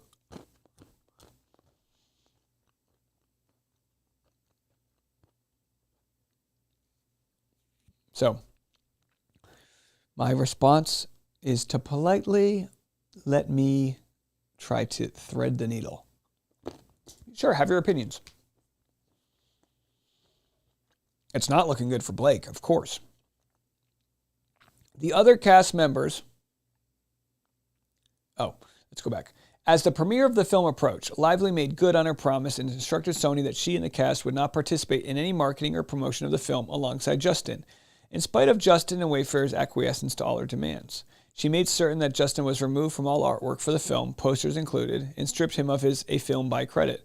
Lively and Reynolds also unfollowed him on social media, as did the author of the book, someone with whom Baldoni had maintained a 5-year personal relationship and for whom Justin created this opportunity. The other cast members also unfollowed Baldoni. What a crazy world we live in that unfollowed is a term, right? It's such like a, it's so important, but it's like such a term. Like imagine explaining to someone 20 years ago what it means to unfollow. You know what I mean? The other cast members unfollowed Baldoni, creating the false impression that Baldoni had done something wrong. This is actually still the biggest thing she has, is that all of the cast members are on her side. That's the most damning thing. But, what did she promise them? And you know what would be interesting is if in her next movie or Ryan Reynolds' next movie, that if these cast members get parts, if these cast members, if you can prove that they get something out of this, like a quid pro quo type of thing, that would be pretty wild. On Mention and Belief, Lively induced the other... Oh! Hold on. Last one. Here's my last one. Sorry about that. It's getting good. Hold on. I brought out my... By the way, I'm gonna get a drink. This is gonna be a little bit of a longer stream, so give me a minute. I'm gonna get, not a minute. Give me 10 seconds. I'm gonna get a drink. You can see how short my shorts are, and I'm gonna reset the focus on my camera because it keeps going in and out. So hold on 1 second.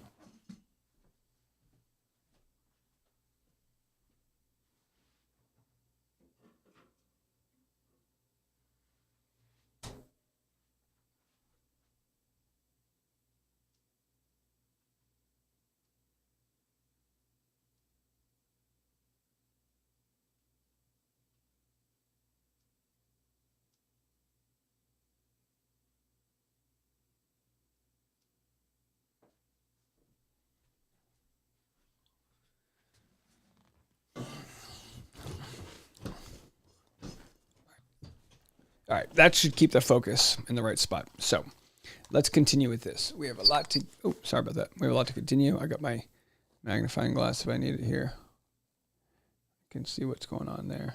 Very nice. I got a new Celsius energy drink. This is going to be...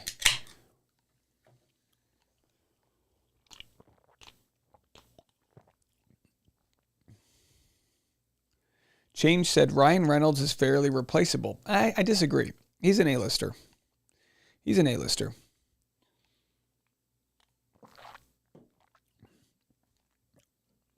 Like, you can't underestimate how risk adverse people that fund movies are. You know what I mean? Mercury Light said that was longer than 10 seconds. That's what she said. All right. The other cast members also unfollowed Baldoni on Information and Belief. Okay, this is what's getting really interesting. Lively induced the other cast members to shun Baldoni in an early attempt to give fans the impression that Baldoni had committed an egregious sin. Something so egregious that no one wanted to even take photos with him or have him around.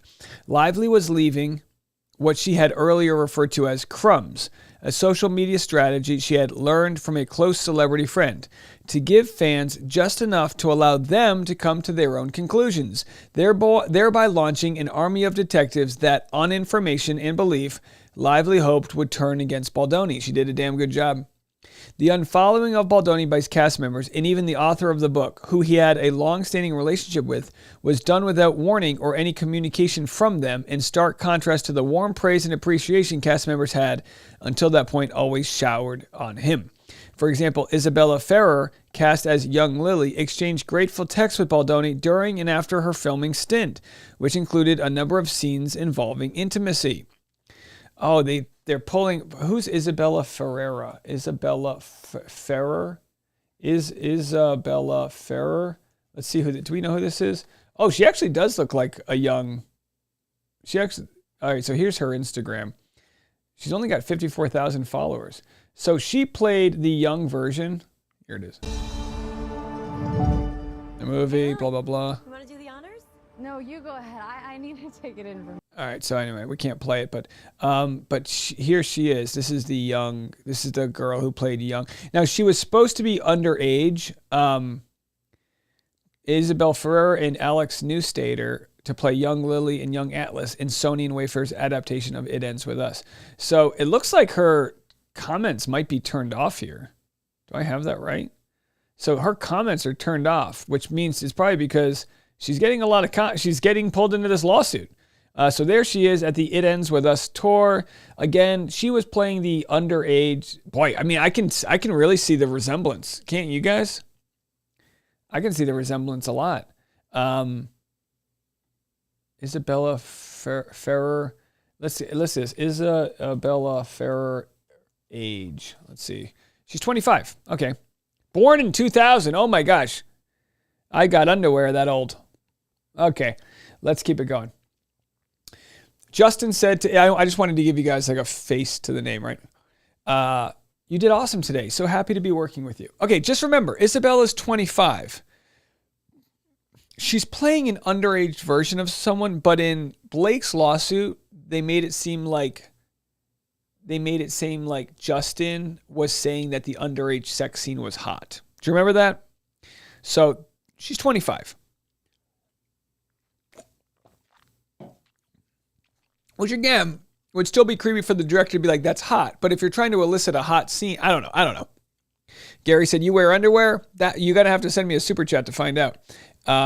Speaking of super chats, we got one from Kay. 7 Canadian said, at this point, Dave, don't you think if she had concrete evidence, she would show it? I know I would. Kay, I agree with you. You know, a lot of times, you know, I did this on the Johnny Depp trial. What you guys have to understand is this. If you guys don't mind, I'm just going to explain this real quick. As a content creator, you get judged extremely seriously for covering stuff like this. I'm going to explain. I covered Johnny Depp versus Amber Heard. The whole court case, I said, I'm not going to tell you what I think is going to happen. I'm going to try to remain neutral. I had Johnny Depp fans mad at me because I wouldn't say, come on, it's clear. I said, I'm just going to wait. I'm going to wait for the examination, the cross-examination, blah, blah, blah, blah, blah. At the very end, I said, you know what? I can't get over the fact that Amber Heard lied about the ACLU donations. I can't get over this. And for that, I think he proved more credibility than she did, blah, blah, blah, blah, blah. After all that was said and done, after months of all of the things going back and forth, I got put on a list of people that were considered like Johnny Depp, people. And I still to this day, and I'm not saying you should feel bad for me, but I still to this day get accused of being like a men's rights guy and blah, blah, blah, blah, blah, which is super annoying because my audience knows 90% women, how much we care, blah, blah, whatever. I don't have to champion myself. What I'm trying to say is this. So when I cover a case like this, it's thin ice for me. It's thin ice for me to cover because it's a scenario where I'm going to be the one. And by the way, other people that were put on that list were swatted. I had Child Protective Services called on them. Okay? It's nuts dealing with the internet. It's fucking nuts. So when I say I'm just going to wait, I need you guys to understand that's for me and my family to try to be as fair as possible. You should be that anyway, but to be as fair as possible, to not go hard on one side or hard on the other. And because a lot of people that have followed me for a long time know, I had to deal with a lot of bullshit.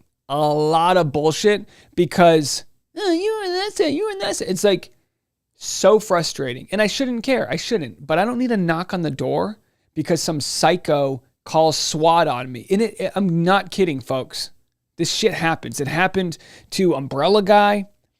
He had, I think CPS called on him for his coverage of that case. So like this brings out the crazies, and I'm going to do my damn best that I've got a timeline that shows I gave everybody the benefit of the doubt. I looked for real evidence and all that jazz. So you guys understand. And again, I'm not scolding you, or not you, but whoever was in the, I absolutely, like, I'm just trying to illustrate to you guys the responsibility I have to be as fair as possible so that when I do come up with a decision, not that anybody cares, I'm not the jury, but when I do come up to it with a decision, people go, damn, Dave was pretty objective from the get-go. Okay. Appreciate you guys. Justin said, you did awesome today. So happy to be working with you. Isabella said, thank you so much. I'm so excited. Thank you for being a great director and being so wonderful to work with already. Let me know whenever you need me for anything. All right. Now, look, of course she's going to kiss his ass. She needs work. Justin said, so kind. More to come. You're going to kill it. She said, loved, so kind. Hey, just got my film developed from when we were shooting, so here's this sweet pic. I also have to say thank you so much for an incredible experience on my first film. I still can't shake the feeling of it all because it truly was life-changing for me. You are such a wonderful, smart, and sincere director, and you created such a comfortable, safe space for me to feel like I could fully step into this role. I couldn't have asked for a more welcoming environment. It will stay with me for the rest of my life. See you soon, whether in the fall or later, and hope you're doing well. Jeez. That's a pretty good endorsement.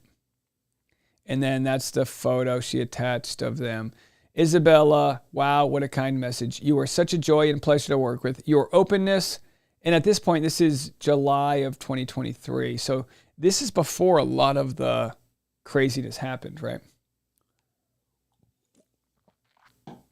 Your openness, your raw talent, your kindness, and your excitement made me fall in love with directing again. I'm so excited for your career and for everyone to see you in this film. You have a big career in front of you. Looking forward to seeing you again in September, even if we don't need you to work. Come visit. Oh, that's because this is when they were on break before the reshoots. Okay, so, hey, her personal experience, and again, by the way, Isabella probably didn't even meet Blake Lively, right? They're not going to be on set the same day. Unless Blake wanted to be there and she's learning her mannerisms or whatever. She was cast because she can act and she looks like Blake Lively. Boom, bingo, done. But still, good for her. Tellingly, Ferrer worked with Baldoni when Lively was not on the set. There you go. See, guys, I feel like I'm in the middle of this thing. Our intuition is kind of pretty strong right now. It was not until Ferrer spent substantial time with Lively during film promotions that Ferrer felt compelled to shun Baldoni in repudiation of her warm words. Listen. Wouldn't it be wild if one of these actors leaked, hey, you can come to me. If one of these actors leaked, hey, Blake said these crazy things about him. Now, look, I'm not saying this happened. But imagine if Blake said to these actors, oh my gosh, can you believe Justin did this to me on this? Imagine if Blake lied. Those actors aren't going to confront Justin. They're just going to be like, effing creep. Now, we don't know if that happened, but if that charade came out, whoa. Let me tell you something. I think in the end, the actors I don't think they're going to lie under oath for Blake. You know what I mean? So if they get called to trial, I would love to find out why Isabella turned on him. If she had a good experience, other than based on what Blake said. Now, if what Blake says is true, that he was an absolute creep and this and that, then, whatever. Okay. It became clear that Lively was laying the groundwork to explain away her theft of the film and exile of Baldoni. Presumably, she was concerned that her shocking conduct would be frowned upon if it became widely known. Baldoni had no intention of ever making this information public. In fact, as co-star of the film, both he and a studio who co-financed the film and had spent millions of dollars had every reason to want the film to succeed. Any suggestion otherwise is illogical. Baldoni promoted the film as originally intended, gave Lively full credit and praise, and had done everything in his power at every painful turn of making this film with Lively to ensure the film succeeded. He wanted to move on. Lively, however, would not let it go. Kay said, I get it, Dave. No pressure. Take your time. And by the way, I'll tell you where I stand. Like, I will tell you where I stand. Like right now, like his side's looking pretty damn convincing. But yeah, I appreciate you guys. I appreciate everyone's opinions, 1,155 comments. Thank you guys so much for that. 11 super chats. You guys are great. And we have 592 people in the chat. So thank you guys so much for sticking around. And by the way, just to continue, 683. So we just got a new subscriber. Oh, 687. So hey, there it is. Let's go to 80. Can we get to 85,000 tonight? Oh my gosh, 84,701. Wow. Thank you guys so much. That means a lot. This really helps out the channel and it helps out my family. It really does. It tells YouTube we have a good thing going on. They'll keep promoting me. And to be quite honest, if you enjoy what I'm doing, the more subscribers we get, the more I get to do this, the more entertainment you guys get, right? And by the way, if we do get where I think we will, over 100,000 subscribers while we cover this, like I said, I've been looking for a reason to go to New York City. We covered the Laura Owens trial with the van in Scottsdale.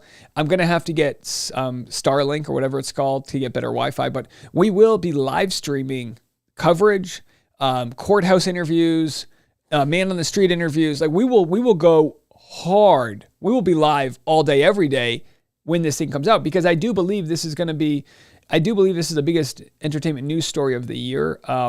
Discussing astroturfing, the PR machines. I think it's very interesting. I don't think and by the way, Justin versus Blake, nobody wins this one. Even if Justin wins, this is such a stain. No one's going to want to hire him because it's like, as an actor, you want to melt into the role, and it's like, this is not the type of fame you want. This is like reality TV fame. This is not what you want. Baldoni later received word that the premiere of his movie Deadpool and Wolverine. Baldoni later received word that during the premiere of his movie Deadpool and Wolverine, Reynolds approached Baldoni's agency, namely an executive at WME, and expressed his deep disdain for Justin, suggesting the agency was working with a sexual predator, a phrase that uncoincidentally later appeared in the press, and at a later date demanded that the agent drop Baldoni. His wielding of power and influence became undeniable. Baldoni and Wayfarer grew increasingly fearful of what Lively and Reynolds were capable of, as their actions seemed aimed at destroying Baldoni's career and personal life. This pivotal moment terrified Baldoni and ultimately caused him to seek help anywhere he could to protect his reputation, his partners, his wife, children, and family from false accusations that could ruin their lives. Desperate, terrified, and in this position for the first time, he sought expert guidance and was advised to engage crisis PR, to be ready in case Reynolds and Lively decided to unleash their wrath on them. As is customary, a proposal was prepared for him with available measures and quotes of what each suggested measure would cost. And by the way, this is what they're going to take. So what we're about to read here is the proposal for a response from Justin. They're going to argue they never did that. Blake's side is going to argue, you must have done this because the internet hated me. And they're going to say, no, the internet hates you because of you. This proposal, and this is the proposal that is what ultimately led to Justin getting dropped by WME. WME, William Morris Endeavor, one of the top 4 agencies. You have Creative Artists Agency, CAA, UTA, United Talent Agency, WME, and there's a bunch of other good ones, but this proposal, wrongfully obtained from the very public relations company that once represented Justin, with whom he had recently severed ties, was later used by Lively to knowingly and falsely assert that Justin had agreed to the most aggressive option in the proposal. Lively, falsely and ironically, alleges Baldoni set out on a smear campaign to destroy Lively despite the thousands of documents she alleges to have that would prove otherwise. Notwithstanding, Lively, her team, and the New York Times worked in concert to cherry pick, deliberately misconstrue, splice, and alter private communications to manufacture a self-serving and factually baseless narrative. That's everything I literally just said, right? This is so complicated. If you ever meet someone and, oh, what do you think about that case? Where do you begin? Well, on page 95, I mean, this is so complicated. Like we did 2.5 hours yesterday, and we're almost 2 hours in today. This is wild. Okay, and this is all going to be presented if it goes to trial. And people have said, will it go to trial? I don't see how it won't go to trial. I don't see how either side settles at this point.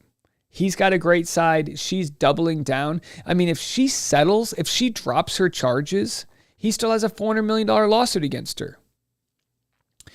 On August 16th, Ms. Nason circulated a Daily Mail entitled String of... All right, so this is what we shared before, which is the text messages that were leaked. So they're going to show everything that they excluded.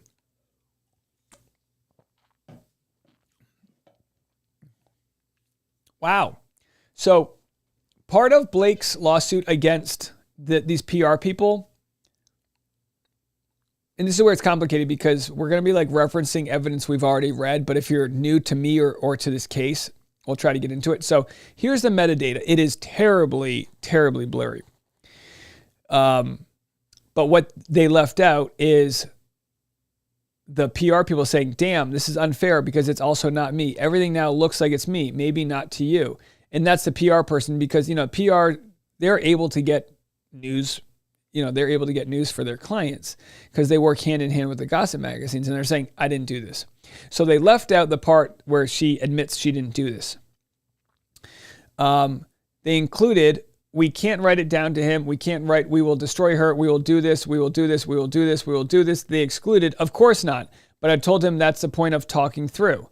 Included, he asked to look at it as an information document for us to be armed with. That's all. Imagine if a document saying all the things that he wants ends up in the wrong hands. Excluded. The work is not the document. The work is the effing crisis. If it's any consolation, he's like this with everything. Overthinks, stresses, high anxiety. He just needs to be educated on how this process works. Direct response. We can bury anyone, but I can't write that to him. I will. I'll be very tough. So if any of this splicing was done, it should be illegal. You got to show the full thing. So that's wild. That's wild that they wouldn't share the full metadata. Maybe they thought that they wouldn't be able to get it here because and as we shared before, this is so confusing. Maybe it's not. Maybe you guys are totally on board here, but Justin Baldoni fired the PR people. So the head of the PR had all these text messages. I guess maybe it was through corporate laptops or cell phones or whatever. And it was using that to kind of undercut Justin Baldoni because everyone was wondering, how did Blake Lively get a hold of this? Well, she got a hold of it because the PR company went rogue and tried to throw their former employee under the bus. And so this is from Blake's court documents. Miss Nathan followed this by assuring Miss Abel, we can bury anyone, but I can't write that to him. When in fact, what was saying is, we can bury anyone, but I can't write that to him. I will. I will be very tough. And also, as you know, this is twisting, turning because we don't know their moves. But don't worry, I get it. I may just drink half a tank of Pepto-Bismol and I'll be ready for the call. And maybe that's how you approach the Baja thing, that we had no idea of his approach and we can't be proactive as well. I have no idea. Done. Pepto mixed with espresso and you're good to go. He also cannot come across as a victim here. We are walking a very fine line. Exactly. He can't look guilty either by shying away from this stuff. So they're literally just showing all the things that were excluded. Yes, literally just spoke to Melissa about this on the break and what we discussed last night for social and digital, focused on Reddit, TikTok, IG. They excluded the link. I'm assuming, I don't know what that is. They excluded the link. She wants to interview me. Want to have her email me? She's emailing. I said I would make it happen. So they excluded that. With reassurances that Miss Lively would be destroyed and buried, Wayfarer and Mr. Baldoni directed Miss Nathan and her team to actively engage in the retaliatory social manipulation campaign.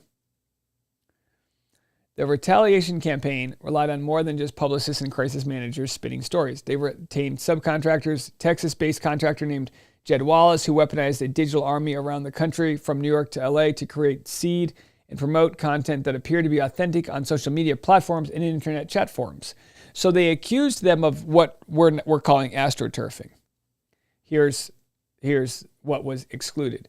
Hi team, so far extremely limited pickup on Daily Mail or Page 6. We'll continue to keep an eye out and send pieces as needed, but so far it's been steady coverage on pure speculation. We're also starting to see a shift on social due largely to Jed and his team's efforts to shift the narrative towards shining a spotlight on Blake and Ryan. Again, we'll continue to send links and screenshots, but wanted to send an update in the meantime. Excluded. Thanks, Katie. We are seeing the same thing. Excluded. Thanks, Katie. I'd like to have a quick Zoom call today if we can all arrange without Justin. Is that possible? I can join, just running around, so might not be on camera, but just let me know when. Happy to jump on too, likely off camera. All right, so they continue about shifting the narrative. The majority of socials are so pro-Justin, and I don't even agree with half of them. They excluded no requests. I think people are bored. The majority of socials are so pro-Justin. I agree. I'm anxious per usual. Lat reached out to Justin's, LA Times reached out to Justin's old assistant.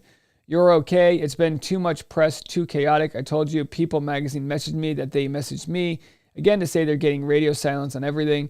That was the request he sent through. Nothing to me. And then Roger Friedman from Showbiz 411 called me, but I'm leaving it.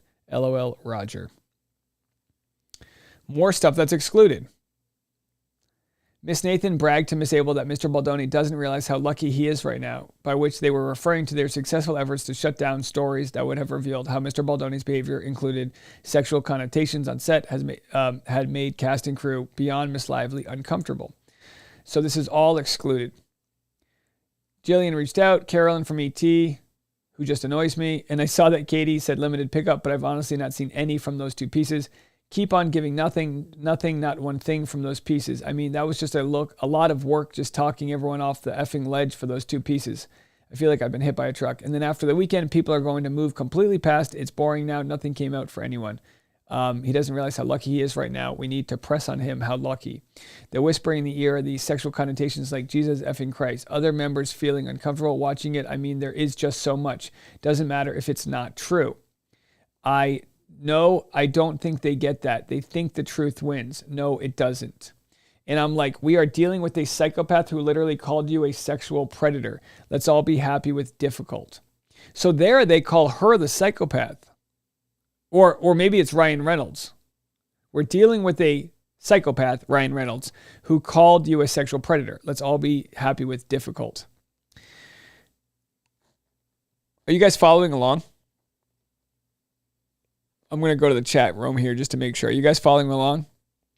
Change says, Leslie Sloan is messy. I don't see how their reps aren't tarnished after this. I wouldn't hire these unstable and unprofessional PR people. I mean, yeah, I agree with you, but also it's pretty, I think anyone's private text messages would look pretty crazy. You know what I mean? I try to text people as if it would get leaked just because, like, God knows.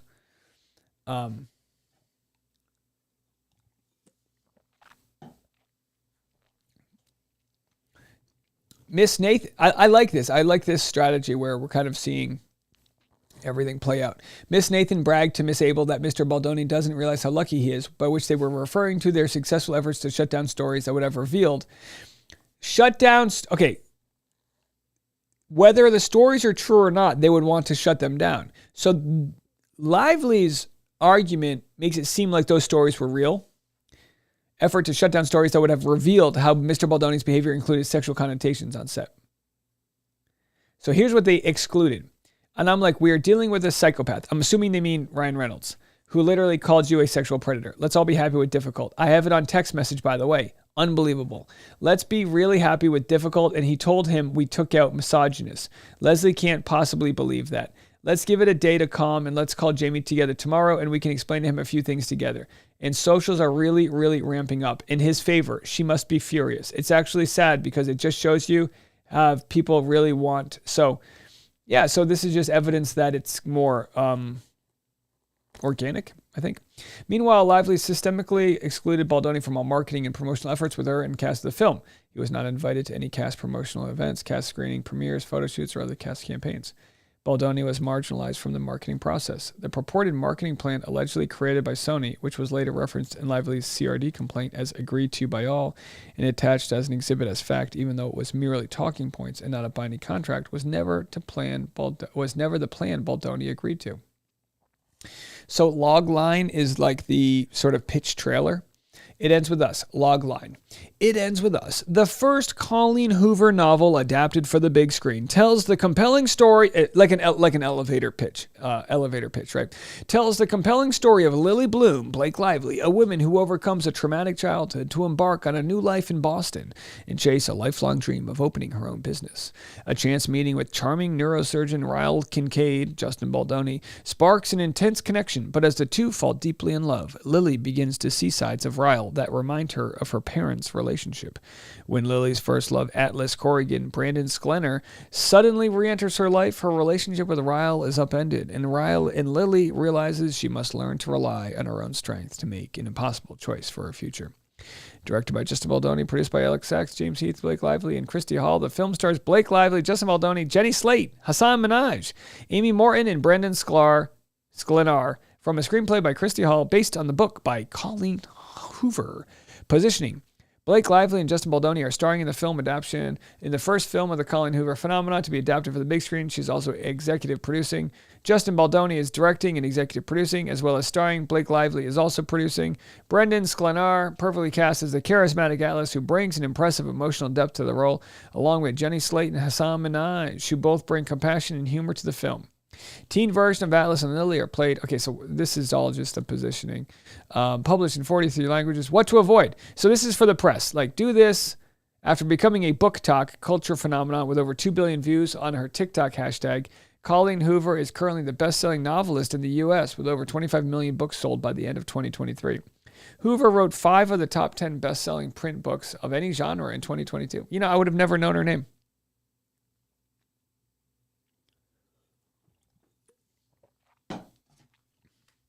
Make sure I'm not missing anything. Sometimes my wife will text me if she's with the baby.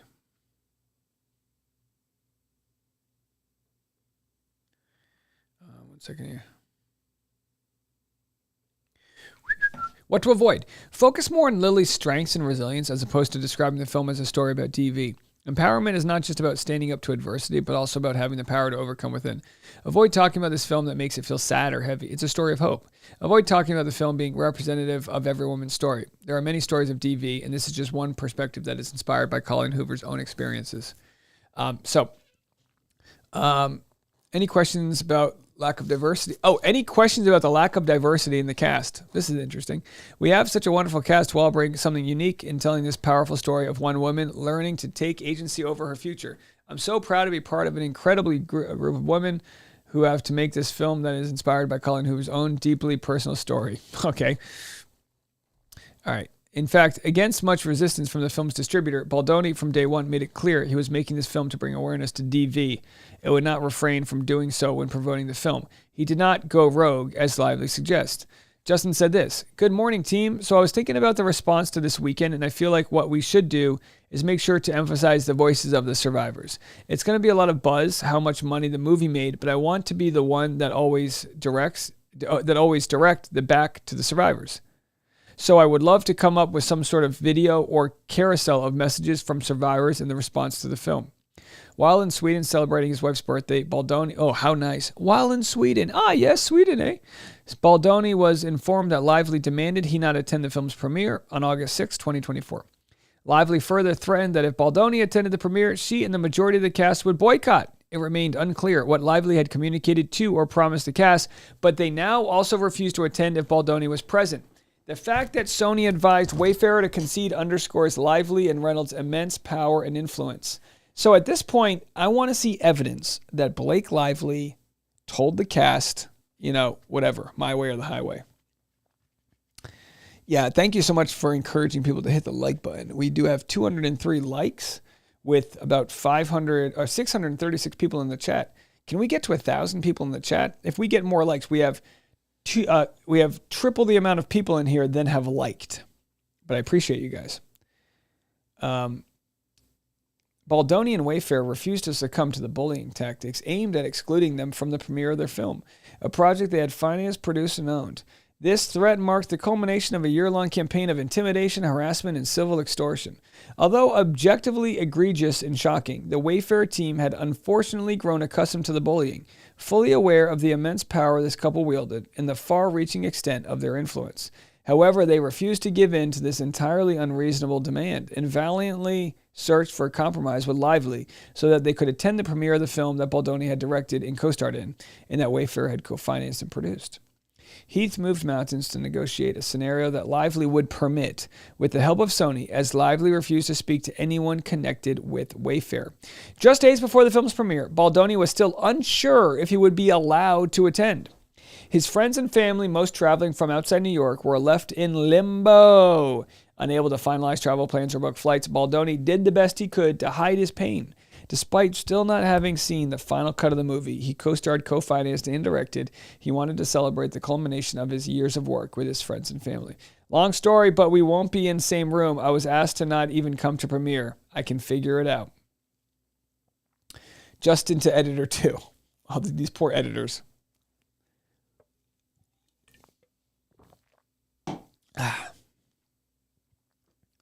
No, Tasha's not awake.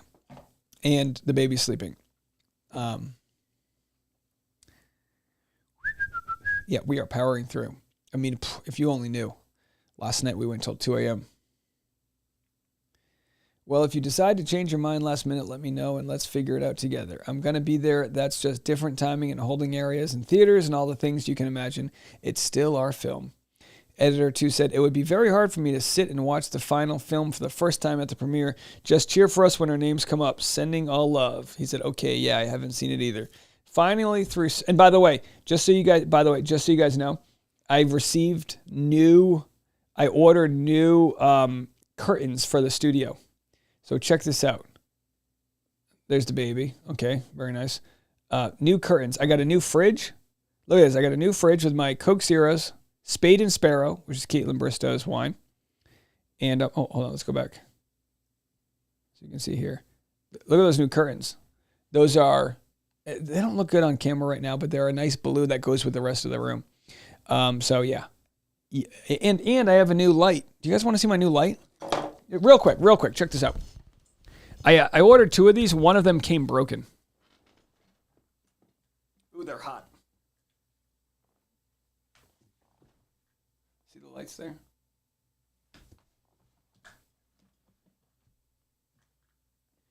Actually surprised how hot they are. It's going to be tough in the summertime. The AC bill. Okay, let's continue. Don't mind me, folks. Just sharing you guys a little bit of what's going on in the studio. We got a lot going on. We have a lot going on in the studio here, trying to get to that 100,000 subscriber. Wrong one. Last check there. We were at 709. Oh, look, we lost one. We lost one. Oh, now we're going up. 710. So, hey, there it is. Thank you guys so much for the subscribers for, doing great. So I appreciate you guys. Appreciate you guys there. 719. So thank you for continuing to make sure to subscribe for future content.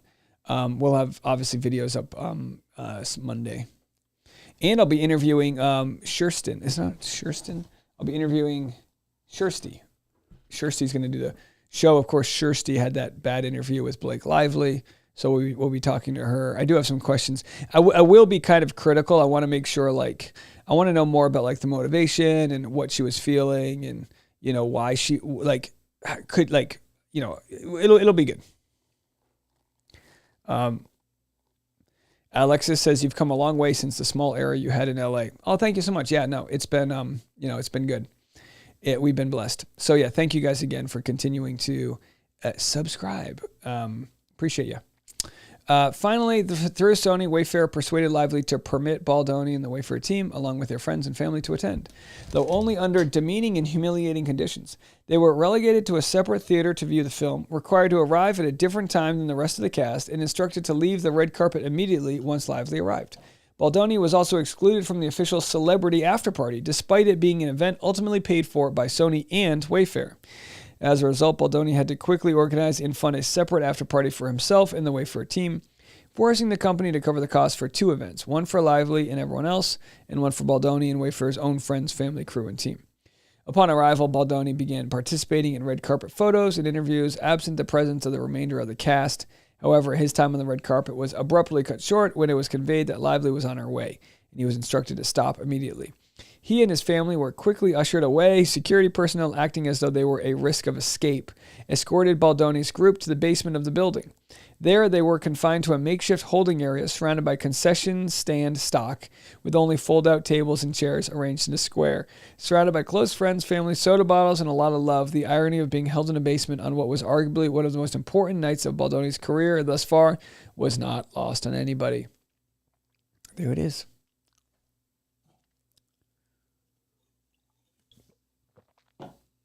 Are they in New York or LA for this premiere?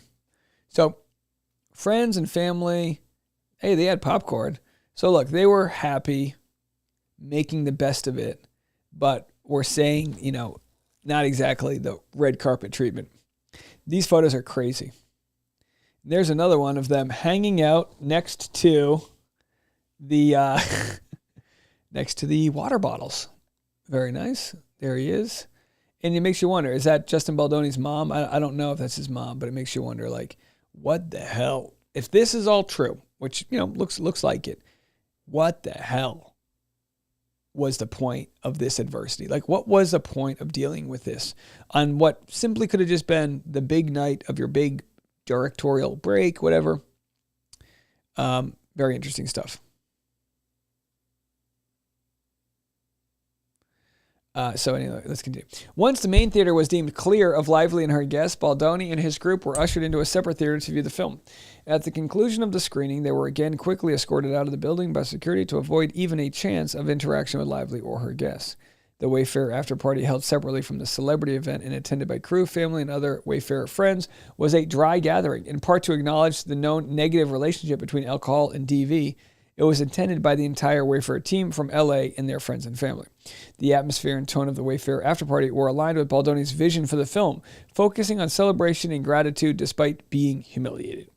In the meantime, Baldoni was sidelined as Lively and Sony pressed forward with their promotional strategy for the film. By contrast, Baldoni's marketing plan, outlined in his initial proposal to Sony years prior, shared with Lively and communicated numerous times to both Sony and Lively, centered on a partnership with the organization No More. Founded in 2013, No More is a global initiative aimed at raising awareness, inspiring action, and sparking conversations to end DV and sexual assault.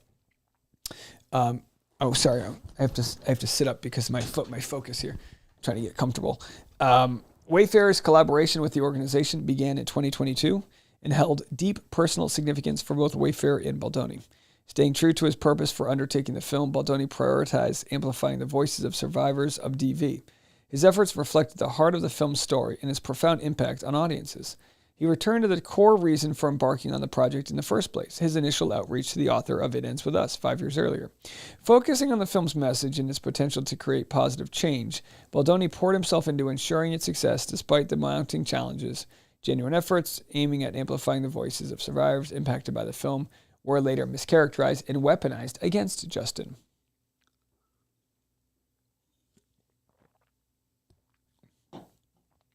Change says, at any time, Blake or Baldoni could also sue Sony.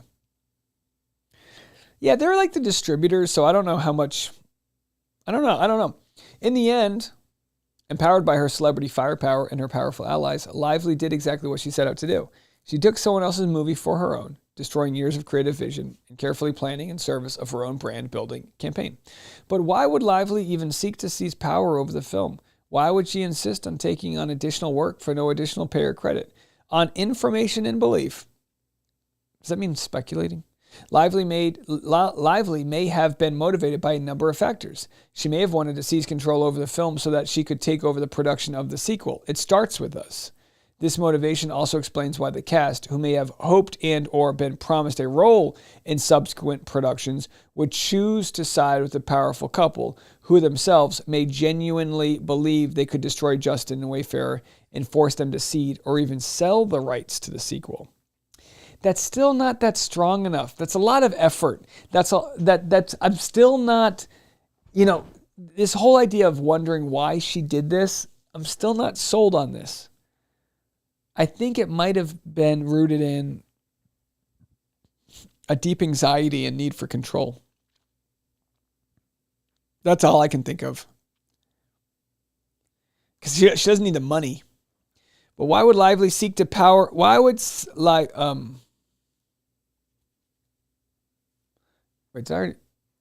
already did that.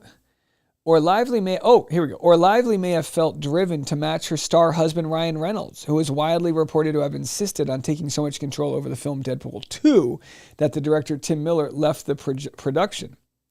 And by the way, is Tim Miller it's the same as TJ Miller? Seeing the fame and success that Reynolds commanded, she may have adopted his oft-repeated pattern wholesale to seize her own power and control. Following his lead, and evidenced by many statements by Lively that he is involved in every project she works on and vice versa, Lively and Reynolds, accustomed to getting their way, perhaps felt entitled. I got the curtains on Amazon or something, but they're felt. They're really nice. They're good for sound. They're very sound insulating. Regardless of why Lively insisted on seizing control of the film, that is precisely what she did. There can be no justification for her Machiavellian and civilly extortionate tactics deployed to grab complete control of the film. Yeah, that's one of those things. There's just they don't have a clear reason. It's almost like if you're, trying to arrest somebody for a crime, there's no motive, clear motive.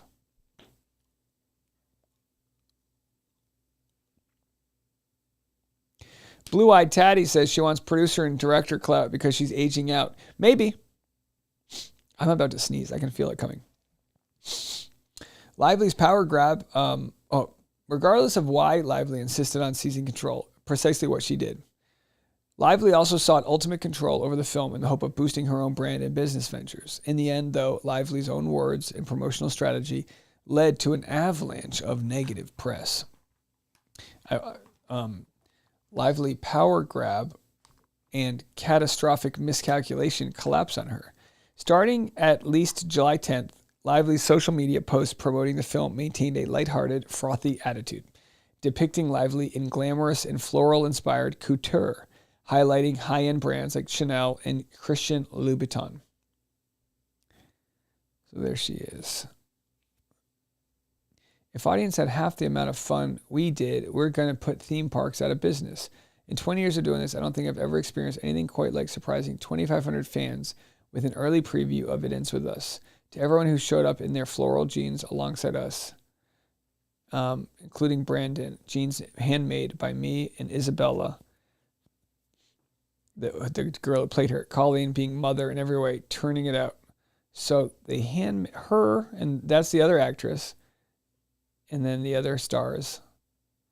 It's not even lost on me that I get to play dress up for a living. 1 week away. Interesting.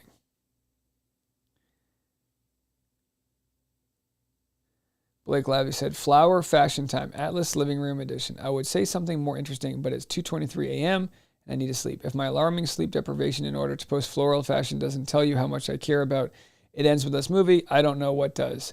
Which reminds me to mention, the floral stems on these heels are insane. I wish I had a better picture. Kay getting a life, or at least some sleep. Bye. So there she is.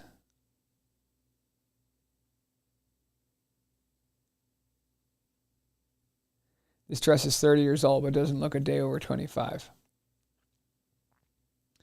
More photos of her. Elton John, Tiny Dancer, Miley Cyrus, Flowers, Blue Jean Baby, New York Lady.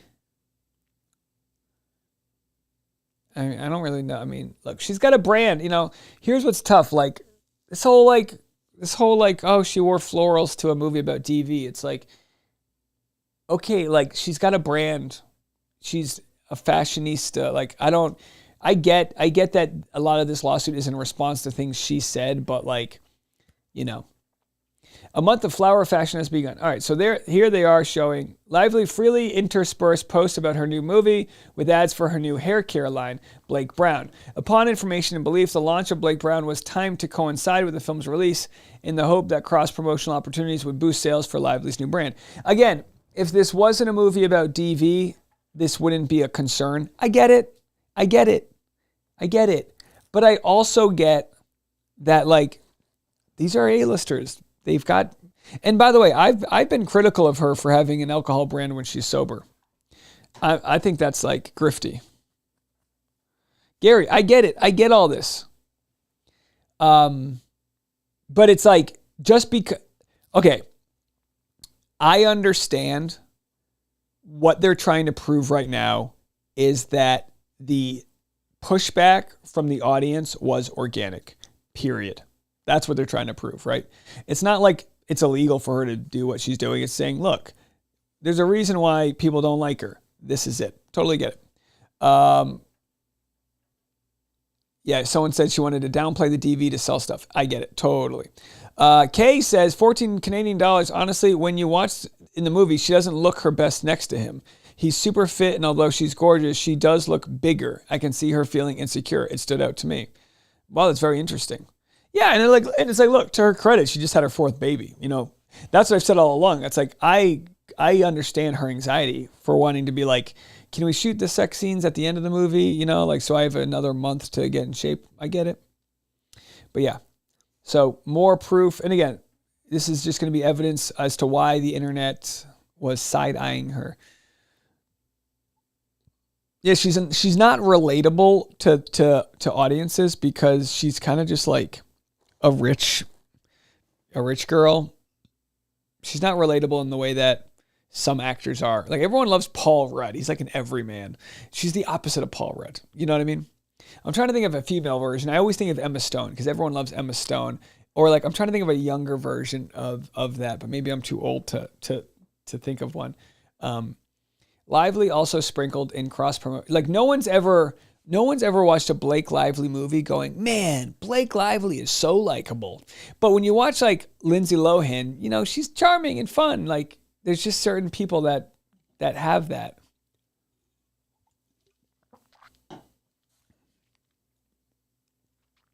Blake Lively might be one of those instances where she's more famous for just being in Hollywood.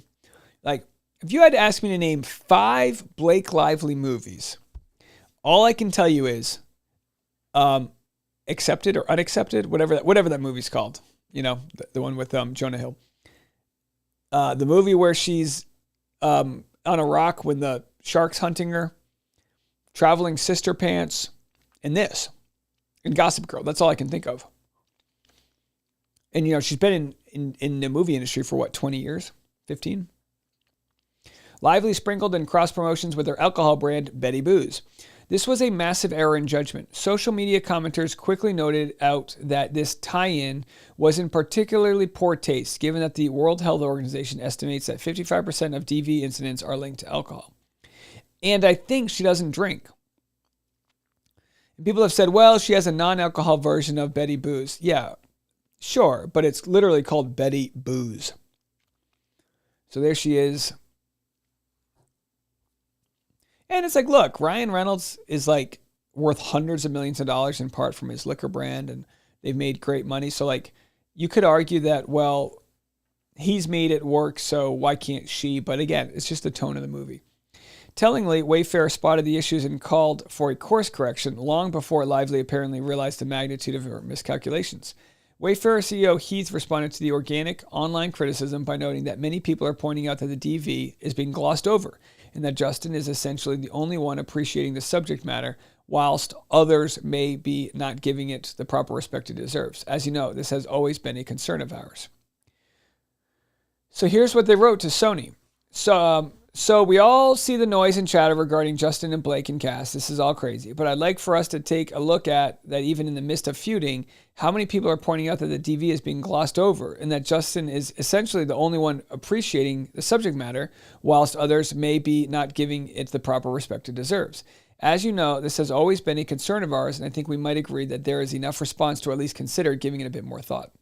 We are opening with great numbers, and that is a testament to the movie itself and also the way you've positioned it, no doubt. And we should listen to the responses and really embrace what we are hearing. It won't hurt the movie by being more deliberate in embracing the DV aspect. People need to know that we too recognize the gravity and sensitivities of this subject.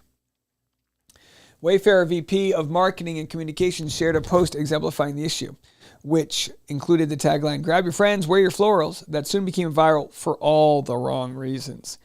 Good morning. Sharing this post that's using the exact language that has been called out for inappropriately marketing the film. It ends with us movie. Grab your friends, wear your florals. Whoopsie. Someone said, tone deaf from the beginning, wear your florals. Can somebody in the comment section explain this to me? Is there some inside, is there like some, is wear your florals like a tag to something I don't know about? Or is it just, or do I only know about it because of this? You know what I mean? Let me know. Heath and others at Wayfair advised listening and responding to the wave of online criticisms that had met the bubbly, sunny messages that Lively herself embraced so wholeheartedly. Though Lively now claims that Heath, Baldoni, and others at Wayfair sabotaged her by planting astroturfed media criticisms of Lively, it seems that if she had listened to and respected plaintiff's perspective and insights on the unique sensitivities of marketing the film, rather than seizing the helm and then driving the ship aground, everything would still be coming up roses for her.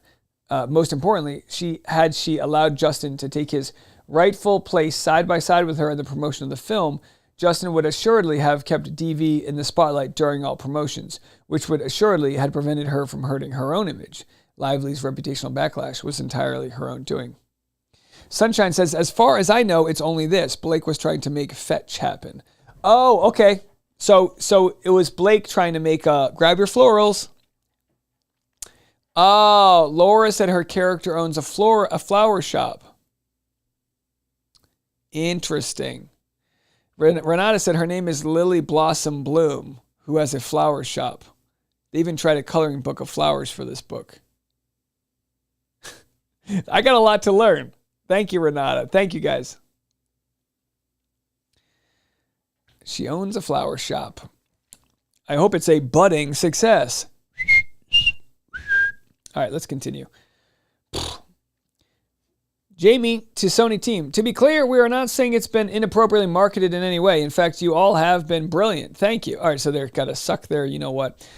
Extremely honored to be partners with you. It's been fantastic. The proof is in the pudding. This post is only pointing to the ones who have spoke about the marketing. And while I am not dissuaded by their commentary, it's good to take some learnings from it. I know and trust you understand the point, and I look forward to discussing it with you all. So again, you just see how you have to kiss the ass of these people. Why is my focus all off? Change says a domestic violence coloring book.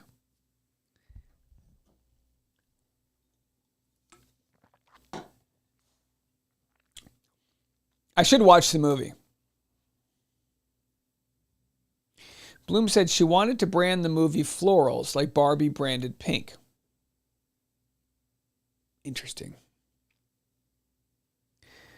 Blue-eyed Tatty says Sony only cares about the money. Yep, corporations are psychopathic. They only care about the money, and which is why they would much rather keep Ryan Reynolds happy, because there's a lot more money that can be made from Ryan Reynolds.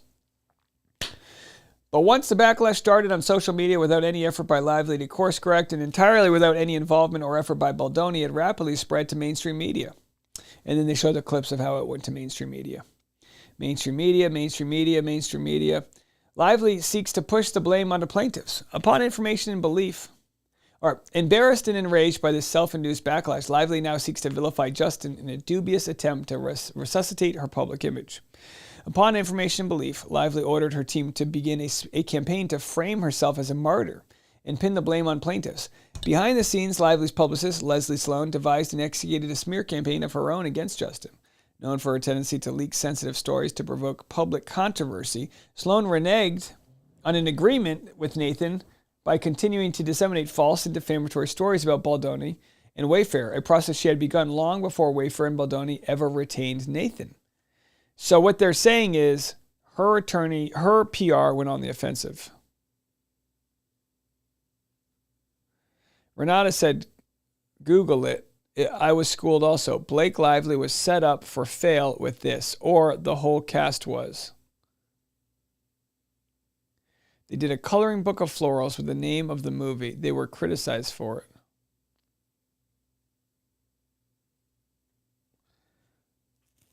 Judy said, great coverage. New subscriber here. Well, thank you so much.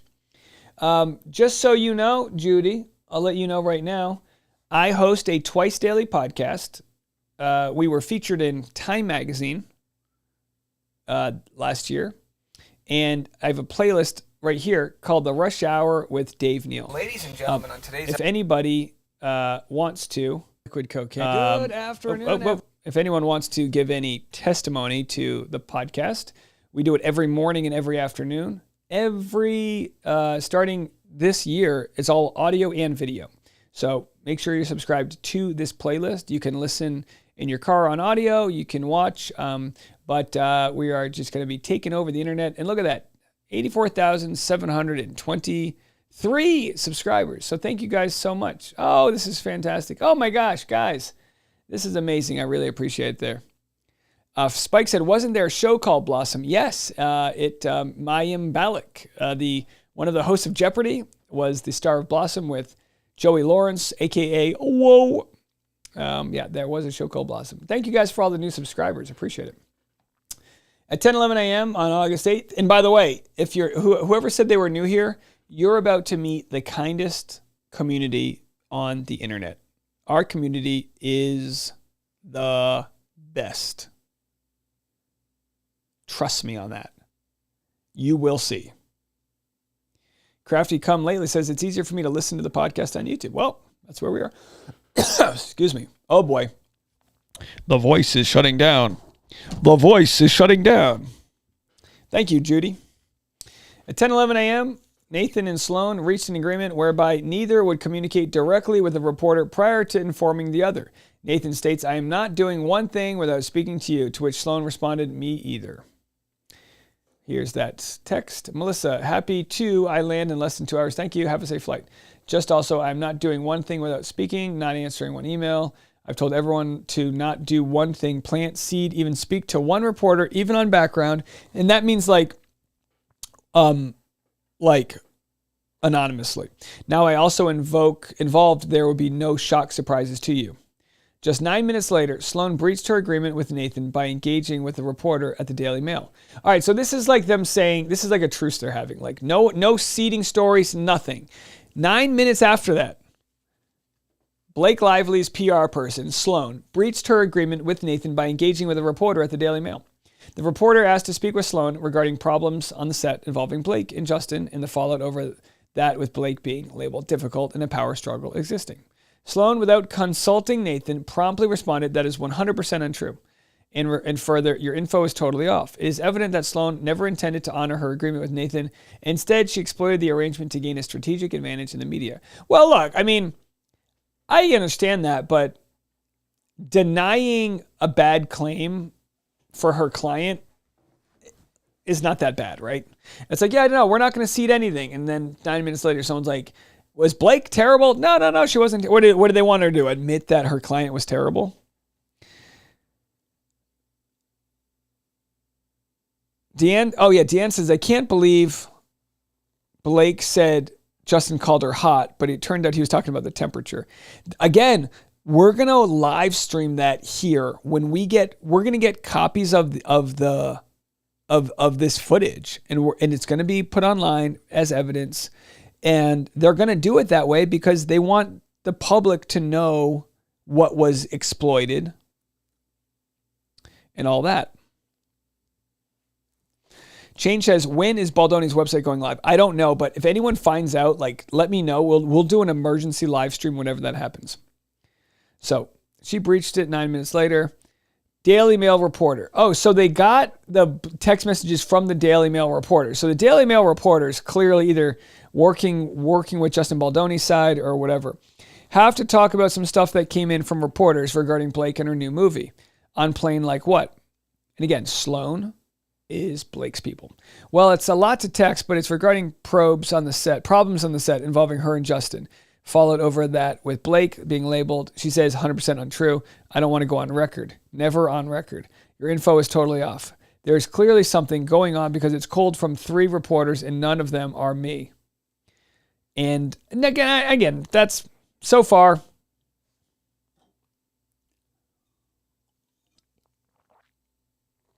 Miku says even Justin's spin feels icky. I agree with this specific segment that I'm like neutral on this part. In fact, Sloan actively continued her discussions with the Daily Mail reporter, seeding false information to cast Justin in a negative light. All right, well, denying that your client's difficult is not seeding info, but I think we're about to see more evidence. To divert attention from Lively's tyrannical behavior on set, Sloan attempted to portray Baldoni as an antagonist, stating, "The whole cast doesn't like Justin, nothing to do with Blake." She doubled down, insisting, "I'm telling you, she's a liar. They are panicking as the whole cast hates him."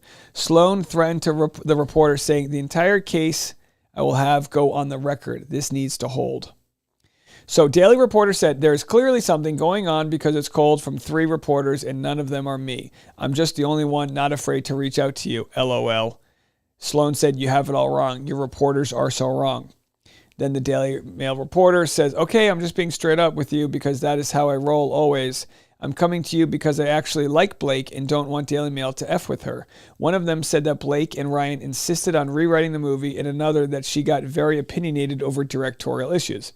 Well, do you want to ring me when you land and I'll tell them that they need to hold off on anything for a few because her rep is unavailable and need to at least get no comment? No one knows that we speak, just that you would read emails from me and respond. Yes, please, as thus info is all wrong. She didn't require script runs, nothing to do with this. She produced a film and got it cut. What the F is going on? The whole cast doesn't like Justin, nothing to do with Blake. All right, so at this point, she's crossing the line. If she agreed to not talk to reporters, this is crossing the line. Daily Mail reporter said, "Like I said, though, the reporting is that there were issues between her and Justin as well as others, and that Justin found it difficult to work with her. One of these reporters known as close with Steph Jones because they used to always get Tom Brady, Giselle shit, and Steph reps him, I believe. I told them she is awful and to not rely on anything she says. I'm telling you, she's a liar. They are panicking as the whole cast hates him. I promise she is lying. This will not look good for your site. The entire cast I will have go on record. Can you give me anything at all on what the issue is then if it's not her and it's him? No, I'm in a plane and this needs to hold. Sounds good. I'd like to clear this up." At 7:59 a.m., on August 9th, Nathan, consistent with the pair's agreement, sent a text message to Sloan containing an email she had received from a Daily Mail reporter. Unbeknownst to Nathan, this was the same reporter with whom Sloan had been communicating the day prior. Nathan confirmed that she played no part in the story and told Sloan, "I'm going to have to speak with him, but I'm just going to tell him nothing." She added, "Happy to chat to you beforehand if you'd prefer." Sloan deliberately omitted the fact that she had spoken with a reporter just 24 hours prior, stating, "Let me know how it goes." So that's the email. I can't read it. "Morning, I just got this. I'm going to have to speak to him, but I'm just going to tell him nothing. Happy to chat to you beforehand if you prefer it. Let me know how it goes. And am on Zoom call. You right back." Despite their agreement, Nathan was completely unaware that Sloan had provided the reporter with information that significantly altered the narrative of the published story. And the story was truth behind why Blake Lively is feuding with Justin Baldoni revealed. Indeed, the reporter originally sought to publish a story about Blake being labeled difficult on set.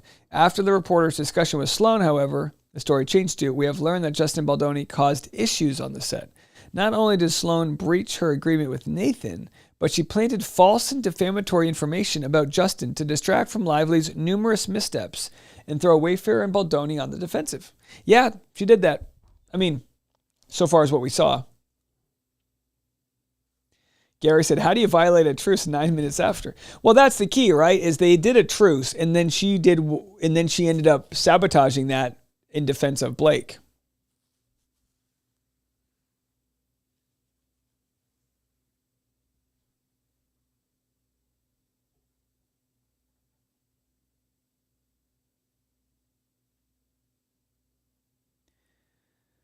Following the release of Lively's administrative complaint on December 20th, the same Daily Mail. By the way, I'm trying to read Renata's comment here. Renata said, PR girls brag about planting stories on Blake. PR girl phone is seized and their messages discovered. PR girl starts denying having done a thing. Well, I think that's in reference to what we're going to get into, which is the emoji that showed that they were being sarcastic. Kelly said, that's not neutral. Male apologist. I don't know what that means. I don't know if you're talking to me or someone else. ML San Jose gave $20. Says, this community is the best because Dave gives us the best. Oh, thank you so much. That's really kind. $20 is a lot of money. I appreciate that. That's very kind. Thank you so much. That's gonna buy us 20 more minutes. Hopefully that's my voice can hang out. Following the release of Lively's administrative complaint on December 20th, 2024, and by the way, the fact that this response is only several weeks later, like this blows my mind how much they must have worked around the clock during the holidays. Following the release of Blake's administrative complaint on December 20th, the same Daily Mail reporter, which by the way was 4 weeks ago, the same Daily Mail reporter informed Nathan that Sloan had lied to portray Baldoni as the foe. Yet still, Sloan escalated the false narrative by telling the reporter that Blake was sexually SA. Hold on, this is crazy. We're gonna have to see these receipts. Sloan told the reporter that Blake was SA'd, and again we have to abbreviate. An unsubstantiated accusation that not even Lively had gone so far as to claim, designed to destroy Justin and his reputation. All right, so the Daily Mail reporter is now snitching on Blake's rep, saying this is what they said. Like I said, though, the reporting is that there was issues between her and Justin as well as others. Justin found it difficult to work with her. And their response was, I promise she's lying. This will not look good. She said the whole cast hates. This has nothing to do with Blake, and now she's saying that Blake was SA. Why wouldn't she say anything about that then? She knows she's full of shit. She told me that the whole issue was that everybody hates Justin. Nothing about Blake and Justin. She said has nothing to do with Blake.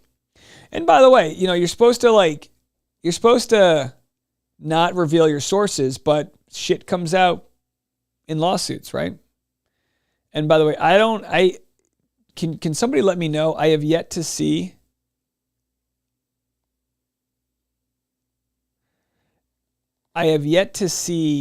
information where that's what the PR person did. Right? Did we see any evidence that the PR person for Blake sorry, it's getting late. Did we see any evidence that the PR person for Blake said that she was SA'd? Sloan ruthlessly took advantage of Nathan's good faith. As a result, Nathan was forced to combat the negative press that was both planted and propagated by Sloan. Ultimately, the actual smear campaign was orchestrated by Sloan at Lively's direction. And by the way, people in the chat, there'll be people that are pro-Justin. There'll be people that are pro-Blake. We'll read Blake's response to this. You know what I mean? So everyone in the comment section, I always say this, try to see each other as if we're all sitting in the same living room together and just, maintain whatever cordial vibes we can, because we didn't cause this mess. We're just reading through it. And a lot of times as audience members, we feel that same energy as like the main characters. And it's like, we're just trying to figure it out. Sabine said, I'm pro peace on earth. Teresa said, not promoting the movie together made Justin look bad and the campaign against him began. And like Teresa, if there's any evidence, Renata said, Dave, no evidence so far. Yeah, all we have right here is the Daily Mail reporter saying, actually, we don't even have the Daily Mail reporter. I guess this right here, the gray is the Daily Mail reporter. So the Daily Mail reporter is saying that Sloan said Blake was SA'd. But we don't have evidence of Sloan actually saying that yet. Again, I'm not the judge. I'm not the jury. We're just trying to sift through this. MK says, TMZ article on the SH allegation came out on August 14th. What's SH? Oh, harassment. Got you. Yeah. Yeah. Kelly said, I hear you and I agree. That's why I will talk about my feelings on the case, not other people. I've been following this in summer and it's a smear against Blake. Kelly, you are well. I'm gonna go wide. Kelly in the chat. I'm asking everybody to make space for Kelly, for her opinion, and let's prove to other communities that we can actually handle this as adults, right? Let's do that. So Kelly, you're welcome here. We appreciate you. If there's any evidence to the contrary of anything we're saying here, feel free to share it. I might not catch it in the comments, but everyone make Kelly feel welcomed here. Let's continue. Sloan ruthlessly took advantage of Nathan's good faith. As a result, Nathan was forced to combat the negative press that was both planted and propagated by Sloan. Ultimately, the actual smear campaign was orchestrated by Sloan at Lively's direction. Jones offers ammunition for Lively's revenge and her own. Enter Stephanie Jones, Wayfair and Baldoni's embattled former publicist and a critical player in Lively's scorched earth campaign against Baldoni. Jones is the founder and CEO of Jones Works, a New York-based public relations firm that Wayfair engaged in May 2020 that later handled publicity for Baldoni personally. For 4 years, the Jones Work Baldoni Wayfair account was managed by Jen Abel, Jones' right hand, who ran the Jones Works LA office. Abel developed a close and trusting relationship with Baldoni, Heath, and the rest of the Wayfair team, particularly as their strategic communications needs became even more complex due to defendants' machinations.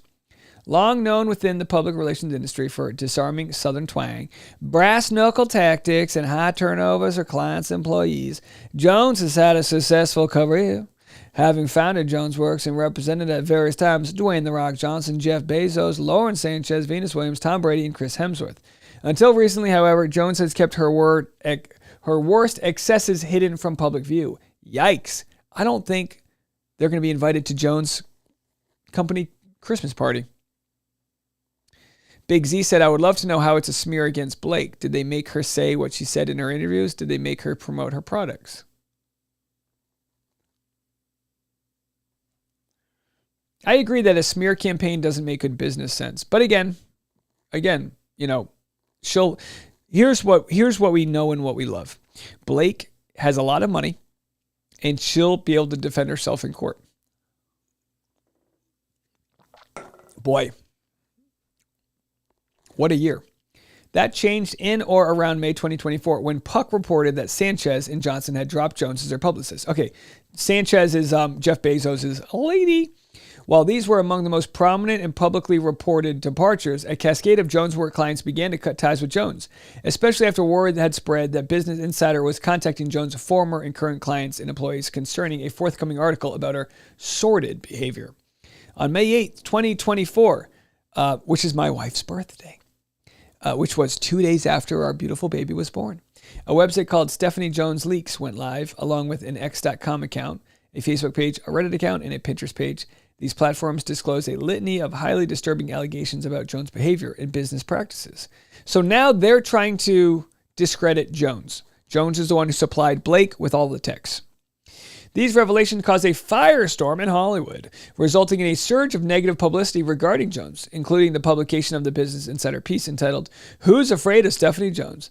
The Business Insider piece shed more light on the real Jones. And by the way, I don't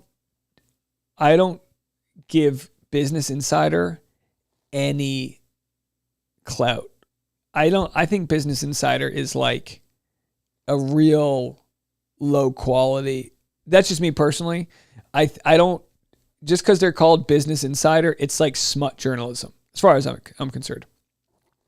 Big Z says, by the way, SA was never discussed. The CRD and lawsuit was always allegations. We get that. After Baldoni's 400 million lawsuit was first time they say abuser. Blake Lively camp, not consistent.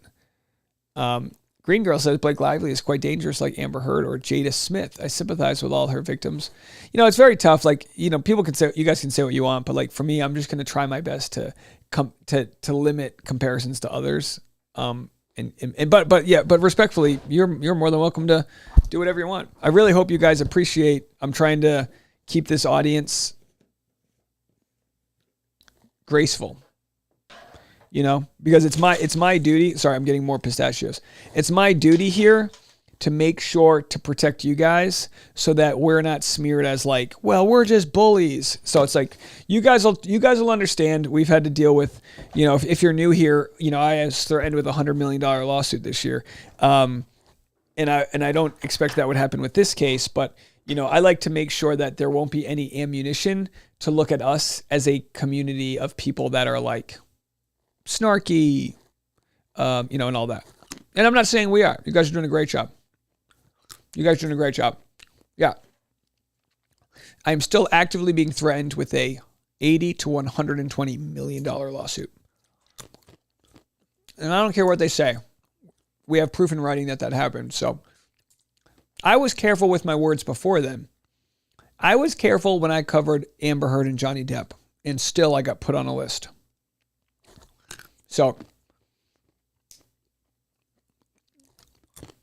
the best way to handle, and you guys are all doing great, the best way to handle people in the comment section is if someone else comes into the comment section and tries to fight with you, or, you know, it's okay to cross-examine, but in any way that's hostile, you'll know it when you see it, and just don't engage. Don't engage with anyone hostile, and we'll keep this community clean.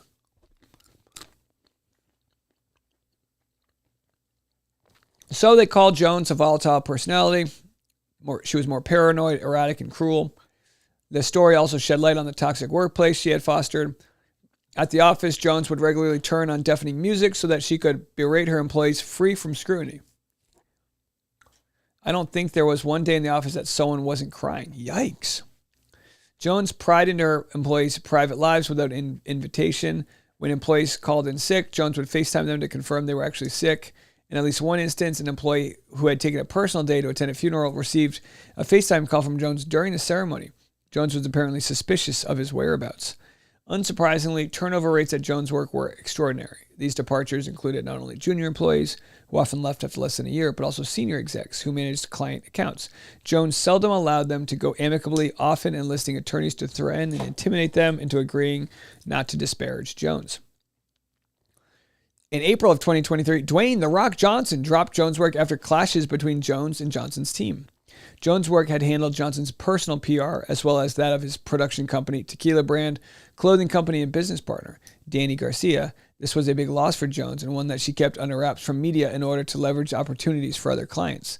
The same year, Jones was dropped by Bezos, Sanchez, Lainey Wilson, Chris Hemsworth, Wheels Up, Ocean Spray, and Partake Foods. Oh, not Ocean Spray! Even Ocean Spray ditched her. Even the cranberry juice ditched her. Oh boy. Justice for UTIs. Where are my yeasts? Through it all, Jennifer Abel remains loyal to Jones, sticking with her. Oh man, oh fuck. Oh boy, I'm out.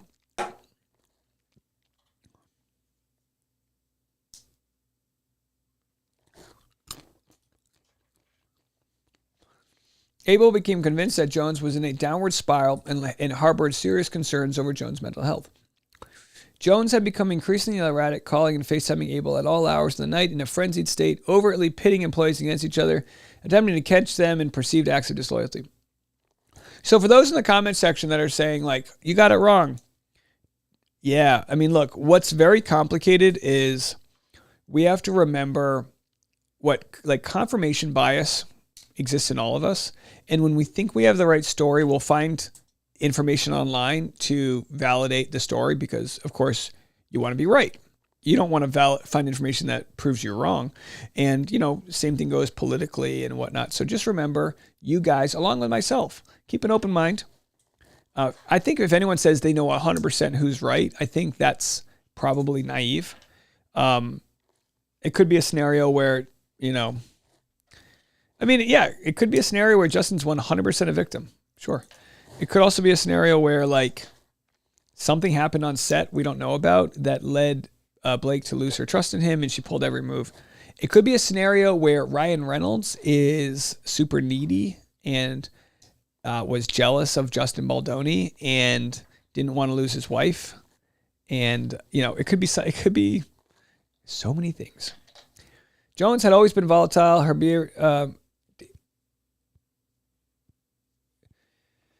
Jones informed Abel's charges that she had learned through psychic readings that Abel was an alcoholic and a gambling addict.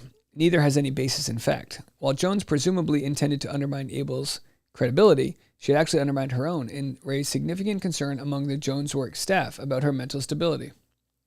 Geez, it's already 1:15 a.m. Jones announced per her psychic that Abel would soon be pregnant with twins, humiliating and infuriating Abel, who Jones knew had struggled with fertility issues. Already pushed to the brink, Abel finally had enough when Jones demanded she corroborate falsified accusations about a senior Jones employee in an effort to drive him out.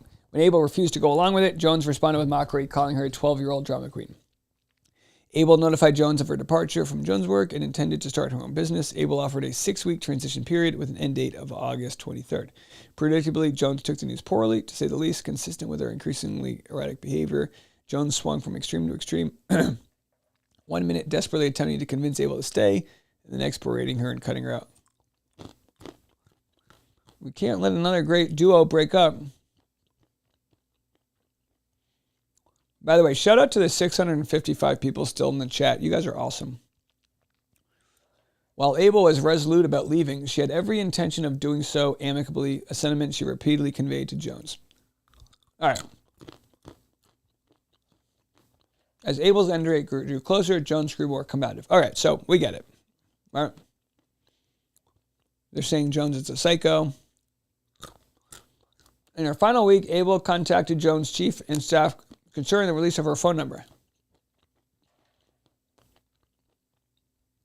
When Abel joined Jones' work in 2020, she ported her existing phone number, which she had used since high school, and switched to a Jones' Works-issued iPhone, knowing that she would have to turn over the physical device upon her departure. By the way, that's so smart by Jones' work. Abel arranged for her phone number to be released so she could port it to a new device and retain decades' worth of personal contacts, photos, private conversations, and confidential financial data and access accounts protected by two-factor authentication. Jones' Work chief of staff assured her multiple times in writing that Jones' Works would cooperate and uphold their agreement.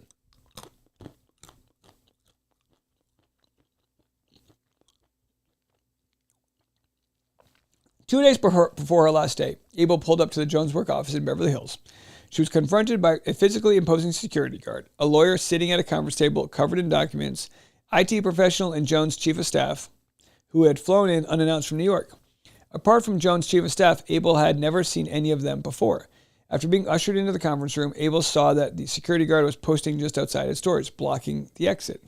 There, the attorney pointed to the document and told Abel in a menacing and cold tone to review and sign them. The attorney told her that Jones' Work believed she had proprietary information on her personal laptop and would likely have grounds to sue if Abel did not allow them access.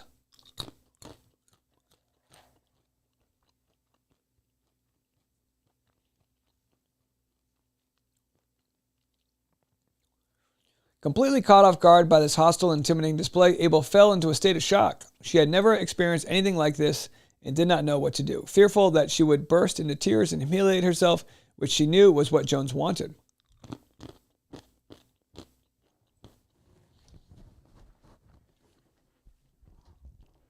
Abel disassociated.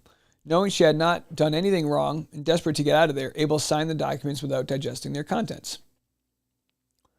Afterward, the lawyer demanded that Abel hand over her personal laptop. Abel complied. The IT professional conducted a search that turned up nothing. The attorney then presented Abel with a list of approximately 10 documents and accused Abel of having accessed and stolen them. Abel denied having done so, and the IT specialist conducted a further search of her laptop, which again turned up nothing. The attorney instructed Abel to hand over her phone, after which security would escort her out of the building. Still utterly shell-shocked and desperate to get out of there, Abel agreed to hand over her phone so long as they would confirm that Jones' Work would immediately release her personal cell phone number, which would enable Jones' Work to take possession of the physical device without gaining unrestrained access to its content. It would also allow Abel to get a new phone and move on with her life without undue disruption. After express confirmation, I'm just going to go. Abel went straight to a Verizon store a short distance away. Verizon contacted Jones' Work to coordinate the release and transfer. Jones' Work chief of staff assured Abel and Verizon that they were in the process of effectuating the release and to bear with them for a few minutes. Abel never heard from him again.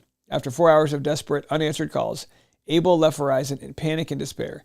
Abel realized Jones had double-crossed her in a very serious way. By refusing to release Abel's phone number, Jones' work had usurped her contact information and cut off Abel's access to critical accounts protected by two-factor authentication linked to that phone number. As a result, Abel lost access to her iCloud, bank accounts, utilities, insurance, and every other sensitive account. By contrast, Jones now had unrestricted access to everything stored on Abel's phone, her text messages, emails, personal photos. Jones could read her communications with her fiance, parents, friends, everyone. Jones was acting purely out of spite. Steph, Gordon, this is Jen Abel, my new cell. I'm writing you both as a personal plea to please release my cell phone number. This is the same number I've had since high school. This isn't a work-related thing. This is my personal number that is linked to all my bills, my medical, Chris's dad's living facility, all of my personal emails and accounts, and due to two-factor authentication, I can't access anything. Gordon, you wrote me numerous times you were going to release this, and then when Verizon was calling you during the 4 hours I was there yesterday, you never picked up. They said you never even started the process after you told me you did. The lawyer I was ambushed with yesterday even said this was fine to do. I've been nothing but good to you both, but this is just mean and egregious. I'm begging you to please release it before I travel tomorrow. Please. You have no use for a 904 number that has been my personal number before you took on the billing. It takes one phone call, please. Wow.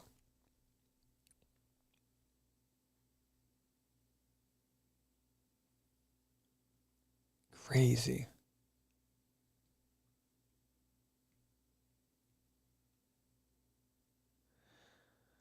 Kelly said he knew the movie would tank, so tanked everyone else. The movie didn't tank, though. The movie did good, didn't it?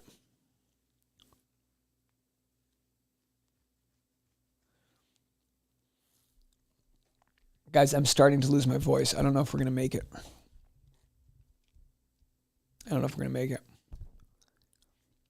We'll try. Where are we at? 84,733. 84,737. 84,740. 84,000 and... Oh, there it's stuck. Thank you guys so much. 84,740. Unbelievable. Yeah, the movie did really well, right? Let's do it. It ends with us budget. So the It Ends With Us budget was $25 million.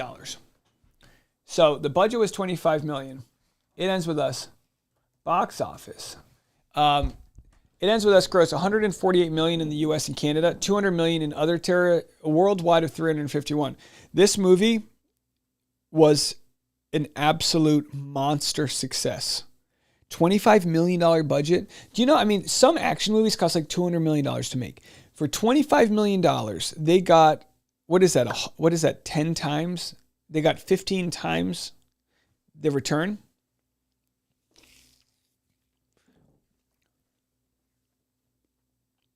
That's big. This movie did very, very well.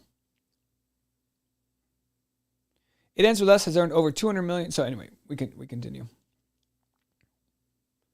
Thank you guys so much. Means a lot.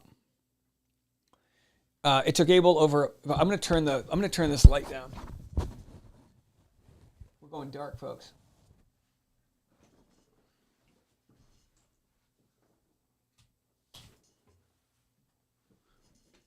We're going dark. You guys with me on that? Should I turn this light down? Let's turn this down a little bit too.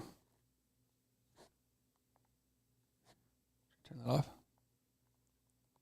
Let's go here. How's that? Let me turn this back on. Oh yeah. There's 100%. There's your super chat button. Super chat. Woo! Ooga chaka, ooga chaka.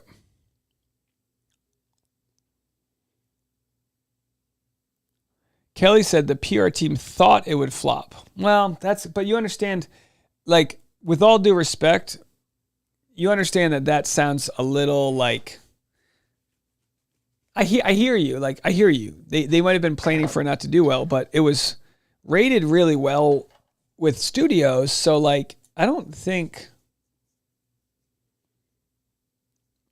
like, with all due respect,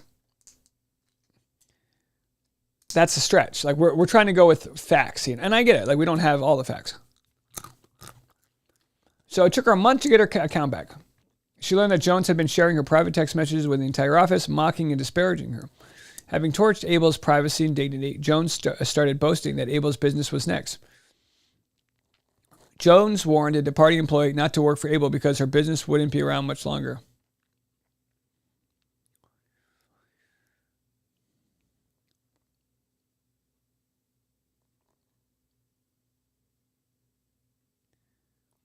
Stephanie Jones falls out with Wayfair and Baldoni. By then, Jones also had an axe to grind with Wayfair. For the entirety of Wayfair's 4-year engagement with JonesWorks, Abel was the point person on the account. Jones was more concerned with prestige clients like Tom Brady and devoted little to Wayfair or Baldoni. But JonesWorks was in utter turmoil by July 2024. Already bleeding clients and personnel, Jones learned that Business Insider was working on an unflattering story about her set to be published sometime in August. All right, we got that.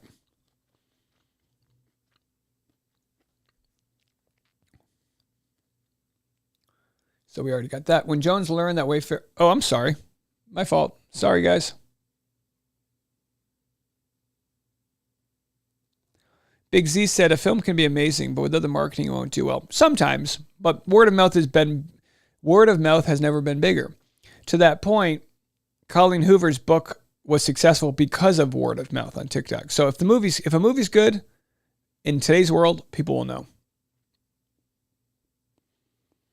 When Jones learned that Wayfair was considering retaining Nathan, and by the way, often I think the most obvious thing is the right thing. And, so whenever we talk about like, well, they didn't think it would do well, and then, so they wanted to throw her under the bus. I mean, there's a lot of movies that, are going to bomb, but like, why would throwing the lead under the bus, that would only make it that much worse. SF said, how are you still awake? I honestly don't know. But thank you for the super chat.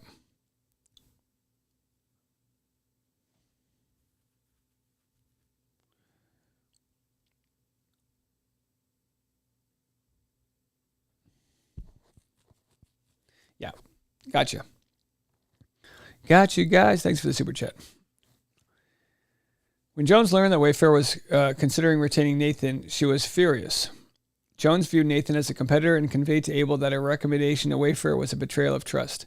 Jones sought to derail the plan, badmouthing Nathan. All right, so they're proving that Jones is nuts.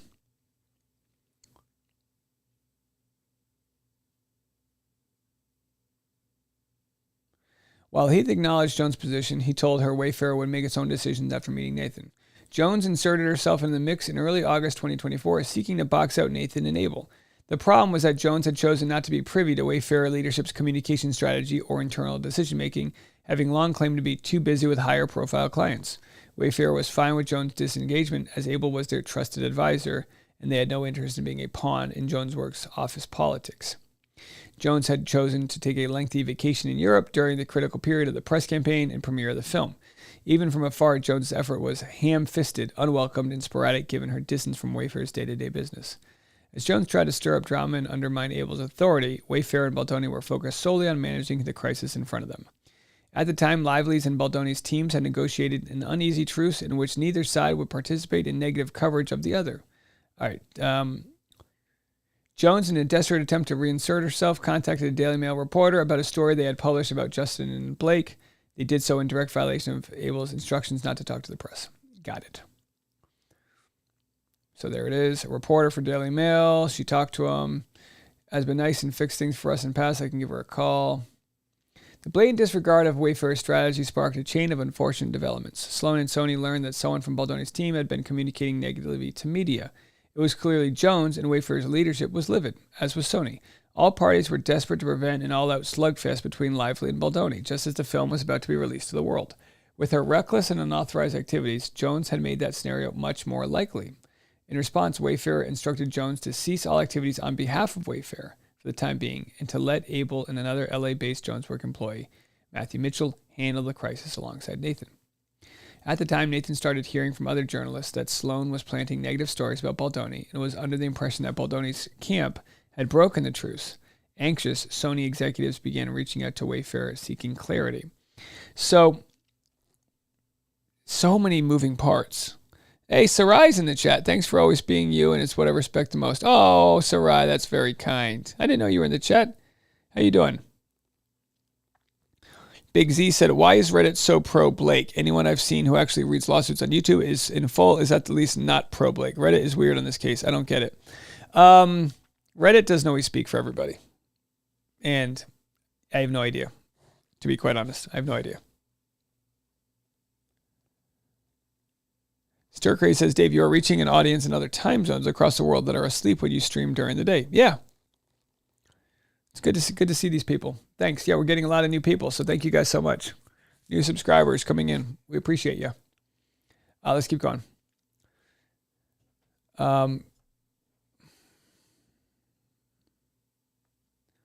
Justin said on the right, hey, tag team, I've been seeing some IG comments on random posts defending me by people who are private with no followers. They feel like bots. Can you please confirm we are not doing any of that? They said, I can fully confirm we do not have bots. This is not also what we do. Bots look fake to anyone. The other team is doing something very specific in terms of what they do. I think Jamie and Jed connected on this. Bots and fan accounts. The other team is doing something very specific in terms of what they do. Bots and fan accounts also run pretty organically by now with all the AI platforms and Google Analytics. There's no bot army. That's a myth these days. All right. Justin said, please monitor. I'm worried we are planting these stories, which I know. Things I'm more worried about is that we are planting these stories, which is not true, obviously. Jen chimes in. People that are saying they're bots, this is a PR play on your side, is a minority voice. So what they're saying is this, and we've already read through all of this. What they're saying is, oh, sorry, you guys can't see my page. Oh, can you? Hold on. Preview mode. Okay, now you can. Yet Jones panicked about being blamed, refused to be sidelined, insisted that she needed to contact Sony and Lively's PR teams to clarify she had not planted any negative stories about Blake. Heath told her not to do that, to which Jones responded that she could do whatever she wants to clear her name and that Wayfair cannot stop her from making calls. Desperate to salvage her reputation with Blake Lively and Sony, Jones emailed a number of key Sony executives working on the film to declare she was in Europe with her husband partner in WME, Jason Hodes. Wow, her husband is a partner at WME and placing all blame on her team. In her attempt to save face, Jones ruptured her relationship with Wayfair. Although Jones ultimately agreed to stand down, Wayfair and Baldoni had lost all trust in her after parachuting in for self-interested reasons. Nearly blowing up the truce with Lively's team and lashing out when told to stop, Jones became a magnet for drama when it was least needed. Yeah, if you're a PR exec, you don't want to be a magnet for drama. Jones was not ready to throw in the towel. Ironically, given her later attempts to fabricate a smear campaign narrative, it was Jones, not Wayfair, Baldoni, Abel, or Nathan, who started advocating for more aggressive public relations strategy. We have to fight for every story, is what she said. Emailed to further elaborating on her recommended strategy. Flood the zone with positives. We need to ensure that we promote positive narratives that media outlets can't ignore. Prepare alternate stories. We should mobilize a robust network of supporters and third-party advocates ready to counter these narratives on deep background as well as some on the record, making it clear that the claims being made are untrue and unfounded. So, Blake Lively felt Justin Baldoni fat-shamed her, kissed too long during scene. That was the title of, an article. Stephanie Jones said to Jamie, hi, both me or emailed me about this TMZ report. I don't see any incoming inquiries from TMZ. I've had to contact Harvey, who founded TMZ in the past, about stories they published, so I'm happy to contact him to get the story fixed, removed, if Melissa cannot. It's important we work as a team and collectively to tackle this influx stories as with recent ones I'm seeing. Hi, Stephanie. We're fully aware of this, and we are handling.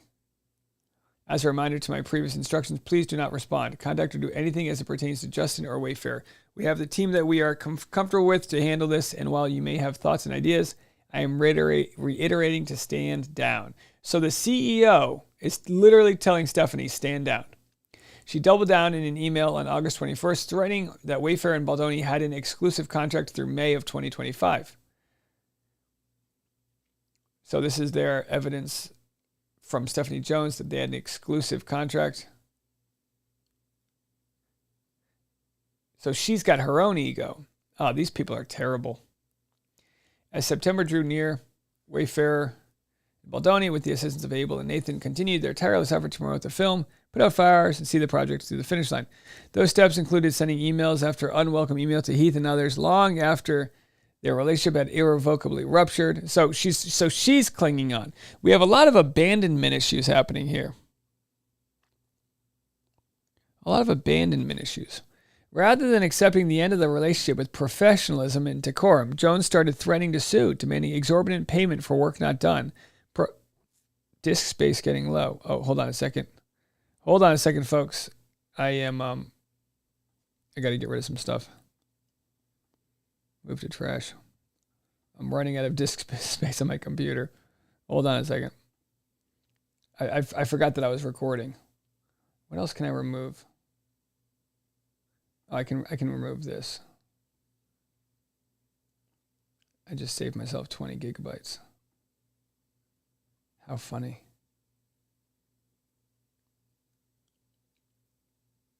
I gotta delete stuff from my computer. Oh, let me double check and see if I got enough space. All right, whatever. We'll go as long as we can go. For Jones, stewing in indignity and resentment, the loss of yet another client, to Abel no less, was a sting too great to bear. Yeah, my computer's melting, folks.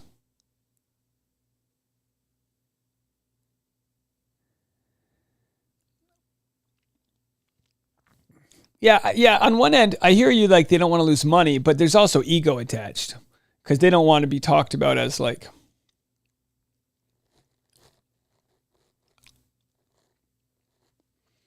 Recall that Jones had taken possession of Abel's personal phone, all of her messages. Choosing a path of no return, she could now exploit them to great effect, pouring gasoline over the heads of her former clients. On information and belief, yeah, it's almost like Jones gave Blake Lively information, and then they felt like that was their, dagger. Jones approached Lively's team with an appealing offer: ammunition sufficient to destroy Justin, Wayfair, and Abel in one fell swoop. Wielding reams of Abel's private communications, which could readily be sliced and diced to construct a false narrative, Jones had quite the pitch for an embattled Lively and her team. Knowing that Lively was convinced, wrongly, that Baldoni, and not her off-putting public appearances and cynical self-promotion, had been responsible for the rash of negative publicity directed towards her, Jones correctly assumed that she would find willing conspirators in the Lively camp. Oh man, yeah, this is so sinister. In turning over these materials to Lively, Jones knew full well that the blowback would also engulf Wayfair and Baldoni. And that was the point, revenge. Her plan worked like a charm, at least for a time. Working hand in glove with the New York Times, Lively concocted a fantastical narrative that laid the blame for her travails exactly where she believed it belonged, with others. The ramifications of this scheme have been grave for Wayfair, Baldoni, Abel, and Nathan, who became objects of public scorn and derision overnight. Abel and Nathan, two private individuals and female small business owners, have had their lives turned upside down. Their careers and reputations have been destroyed, their private information leaked, their email inboxes and social media pages filled with a daily stream of death threats, abuse, and vile anti-Semitic remarks. The backlash against Wayfair and Baldoni has been equally devastating, with Baldoni wrongfully labeled as a sex pest, his accolades rescinded, and his future projects thrown into doubt. Yeah, it's wild.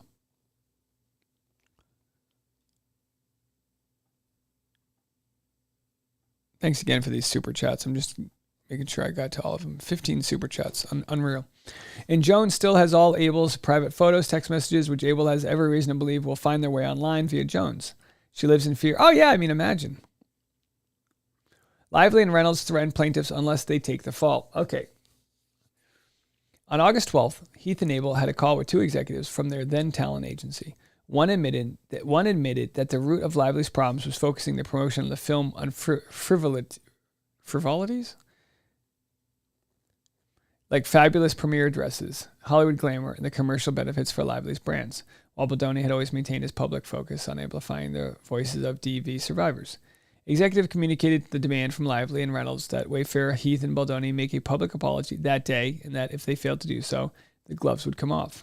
Stunningly, the executives even told Heath and Abel that Lively and Reynolds objected when Baldoni spoke kindly of Lively in public, claiming that it misrepresented their relationship. The talent agency executives told Heath and Abel that Lively believed Wayfair, Baldoni, and Heath were waging a shadow campaign against her. Abel quickly disabused the executives of that notion, conveying her belief that she and Sloan had reached a kind of truce. while Nathan had not come on the team or taken a proactive role until they started getting press requests. The second executive admitted on the call that no one pushes back on Lively and Reynolds. The next day, on August 13th, Abel and Heath had another call with talent agency executives. During this call, one executive told Heath that the agency had spoken to Lively and Reynolds by phone about the overwhelming tide of negative publicity that they had faced over the past days.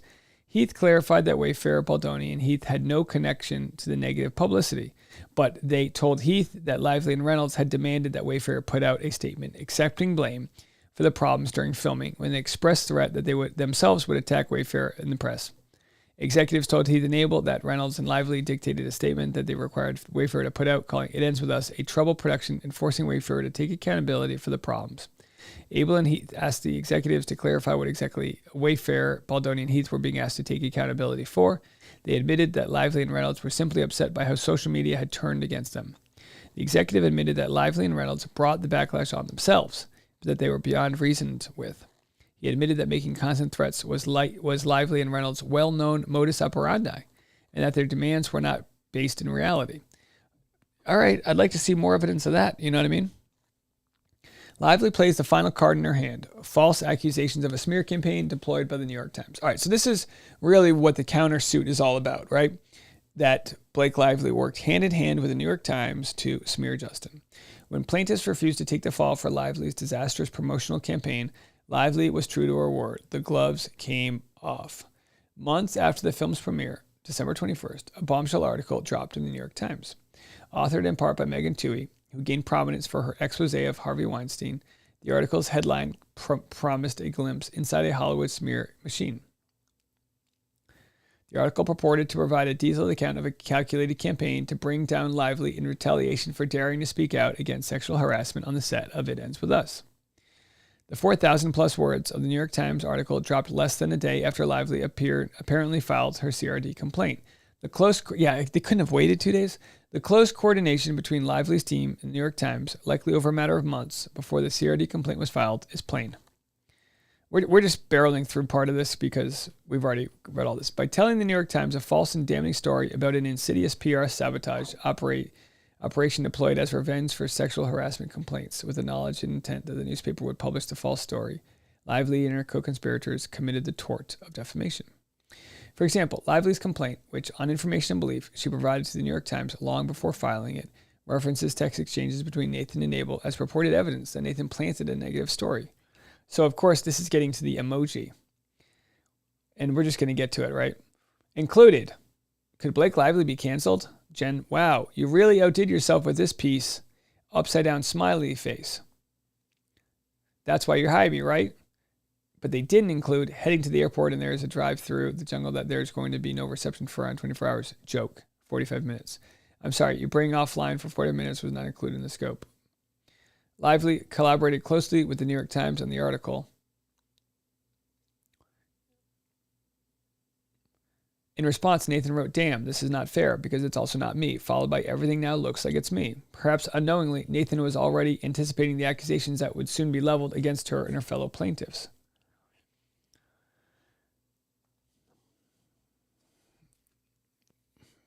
So they excluded that. Everything now looks, damn, this is unfair because it's also not me. So Blake Lively's lawsuit did not share the fact that they were admitting that they, and again, I wonder how Justin Baldoni's side even got these text messages. Further evidence of Lively's machinations appear in the missing emoji heard round the world. The missing emoji heard round the world. Jonah with $2 says, "You're the OG and the best." I'm still up. Oh, thank you, Jonah. I appreciate it. Yeah, I'm losing. It's been a hell of a day. But I love that there's still been 600 people in the chat. So yeah, what they show here is that the emoji was left out. And some people say that this is because it doesn't make it into the metadata. I don't know if that's true or not, but clearly by leaving out the emoji, you leave out the sarcastic nature of the text. Lively deliberately excluded not only the preceding screenshot of the text exchange in which Nathan denies involvement in the story, but also the upside down emoji, fundamentally and willfully altering the sarcastic tone of Abel's message to mislead the reader. You really want an audience that understands texting culture, like the jury, that is. So they say any negative press about Lively was unequivocally a consequence of her own actions. Melissa Nathan, completely unsolicited story from TMZ. Blake has a huge ego. JD was liked by many cast and crew. The Post has a similar tip, not from any of us. Totally not from us. These are clearly people on set coming out to defend JB, which is good, and we just let them do their thing. The reporter told me her rep is working overtime. This just ran. Obviously, none of us knew about it this either, but once media goes in, they go in. The content creators are on fire, and Justin, she has handed it to them all on a plate. Just concentrate on the success of the movie. So this is TMZ. We interviewed her too. Let me find that interview after. Reporter says Blake Lively's little bump taunt felt like a bullet. When the fuck? Why am I in this too? Said Melissa Nathan. You're a starlet. F this week. How was the stunt? As noted elsewhere, Lively's marketing efforts, which included encouraging audiences to grab your friends, wear florals, while promoting her hair care and alcohol brands, were widely criticized as insensitive. So, more evidence that we didn't tell Jed to go after the idea that her promo was inappropriate. That happened organically. It's a movie about TV. We had nothing to do with that. So there they are privately saying they're not taking... And by the way, if they did have something to do with it, they would want credit because they're paid to get press. Does that make sense? They're paid to get press. So if they were actually getting that press, they would want to show, hey, look, we got this in here. But they're saying, no, that wasn't us. So none of us would ever do this, says Melissa Nathan. Obviously, none of us knew about this either, but once media goes in, they go in. So here's the DM saying, look, we didn't do this. We didn't do these fan TikToks. It's true. Like, once fan accounts go in. They go in hard, right? The contemporaneous communications of plaintiffs show growing awareness that they were being set up to be blamed for Lively's disastrous missteps. Blake Lively fearing for her career amid it ends with this backlash. God, I'm so over this. I'm sure Leslie thinks we played this one as well. So Blake Lively's PR people are accusing Justin's of planting these smear stories, and they're saying, it ain't us. That's what it comes down to. Do you have sources? Blake Camp keeps thinking it's us placing and we are doing it all. Yeah, so clearly when Blake Lively, and by the way, speaking of that confirmation bias I was talking about earlier, clearly when Blake Lively found out that there were plans to smear her, they were like, bingo, get him. But as it turns out, Justin Baldoni's side says those plans were never acted on. It's still not a good look for Justin, but it's, you know, if you educate the audience into how like things work here, you probably understand, like, look, par for the course. Justin says, how can we say something? We're not doing any of this. It looks like we are trying to take her down. Melissa says, it doesn't. They're doing all of this themselves. It's obvious. She hasn't done anything literally anti-Blake. She told me the same thing that she told you, which is she said that Blake's backlash is organic. Leslie said it's not. She did nothing. They said, she was kind of off promoting it as if it was Barbie. It's just based on the things that she said directly. Justin said, I'm worried that we're planting this, which we're not. Justin said, James said, so glad Blake was praised. Let her get a win. It would be nice to have a Sony executive praise Justin.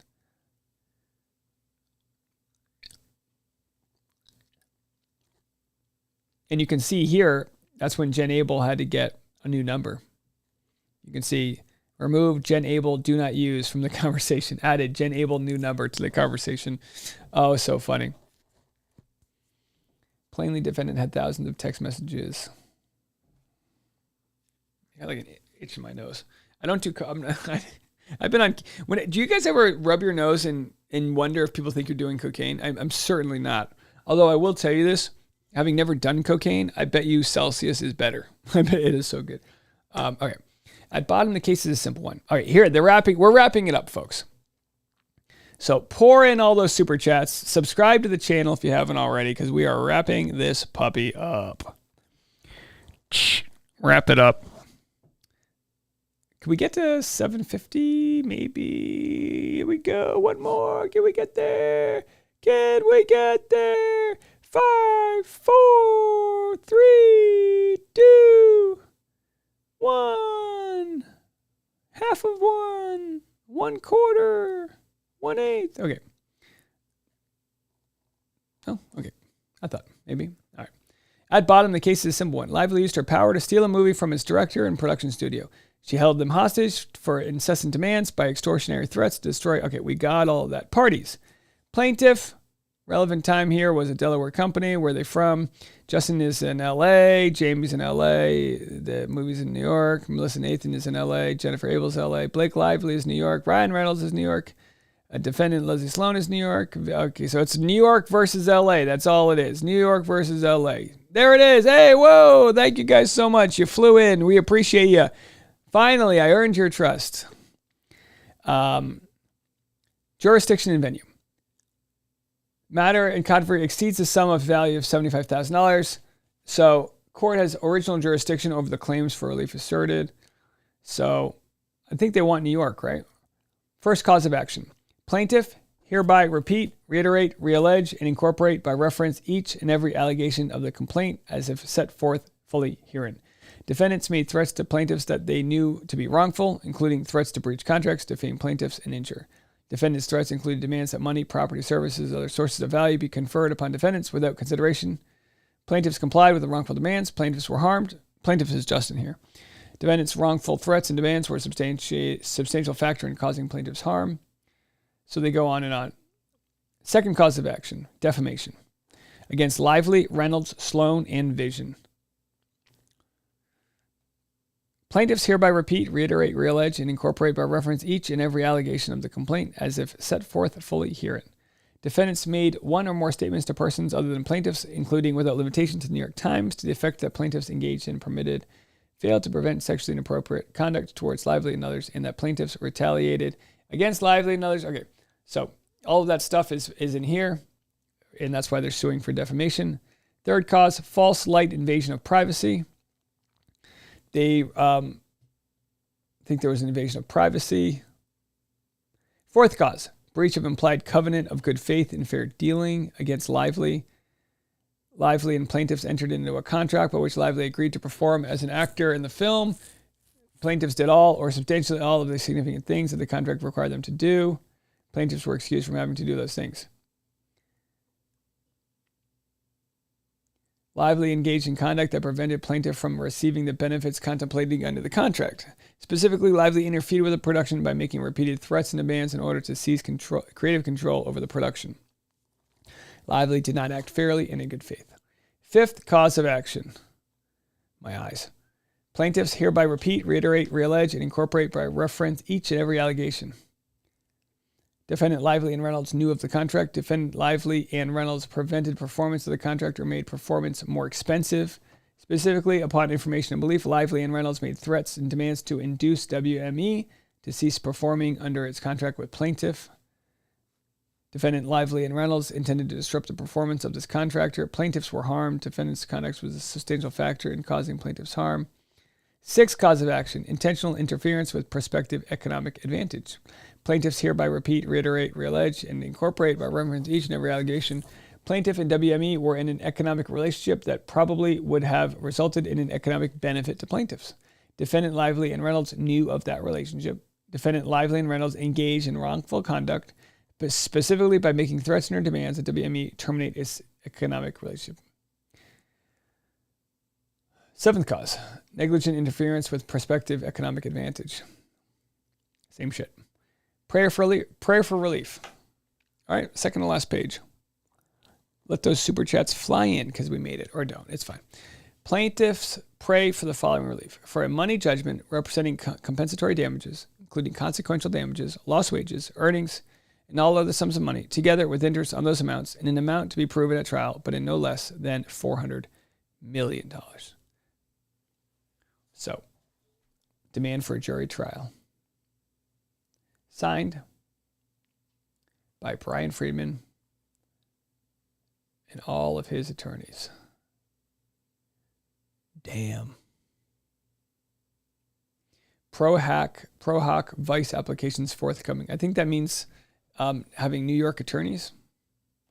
Well, we made it. Oh, Adrian with $10 says, thank you. Hope your voice recovers. Yeah, I'm going to go drink some tea and go to bed. That's what I'm going to go do. Thank you guys so much for all of the support. One last time for the new subscribers. Thank you guys so much. We saw a massive influx of new subscribers. Look at this. New subscribers. So we had 84. So in the last 2 days, we got 300 subscribers in the last 2 days. That's huge. That's more than the last 2 months. Oh, Sarah with $5 says, thank you for covering this all. We appreciate you. Yeah, thank you guys all so much. I mean, you guys are all the best. I really wanted to do this tonight. Obviously, I had to, got to go take care of my family, but I really wanted to get through this. We will be in front of all of the breaking news here. We're waiting on a response from Blake Lively. I don't know how long that takes. I don't know what's next, but in the end, this is a battle that is not just going to be won in court. They're going to be fighting this battle through PR, and it's, they are going to be dug down. At this point, I don't see a scenario where Blake Lively settles, and for Justin Baldoni, this is like his livelihood is on the line. So we'll see what happens. We will see what happens. But that's it for me. It's 1:58. So what do we do? 4 hours? Oh, 3.5. 1:58. Yeah, 3.5. Not bad. And again, if you're new to the channel, we have the Rush Hour podcast, which is every morning and afternoon during the week, and an episode on the weekend. So as you see, we've got updates, political, TikTok, social media, basically anything entertainment news, anything pop culture, anything reality TV, anything that you need to know about for the water cooler. We have 25 minutes every morning and 25 minutes every afternoon. And that is what we've been doing. So if you want to come see a live stand-up comedy show, follow my Instagram. I'll have updates on that. And if you want to join the Patreon, you can go to patreon.com/Dave Neal. I'll be posting full stand-up comedy links there. And you can scan that QR code right there if you want to listen to the podcast. Thank you guys all so much. That's going to do it for me. Everybody go to bed. Good night, Teresa. Good night, Stephanie. Good night, Kelly. And everyone else.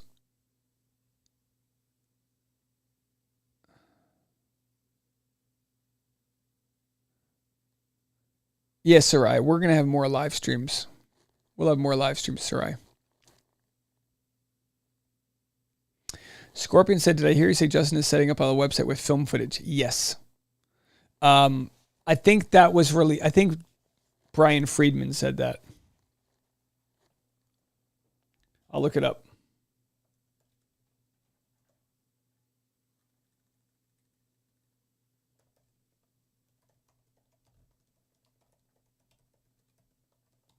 I'm looking it up right now. Let's see.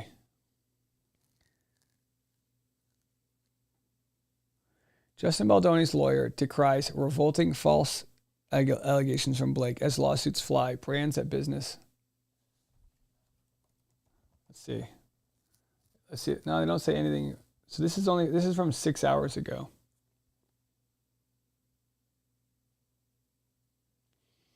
So Justin Baldoni's lawyer just lost his home in the wildfire.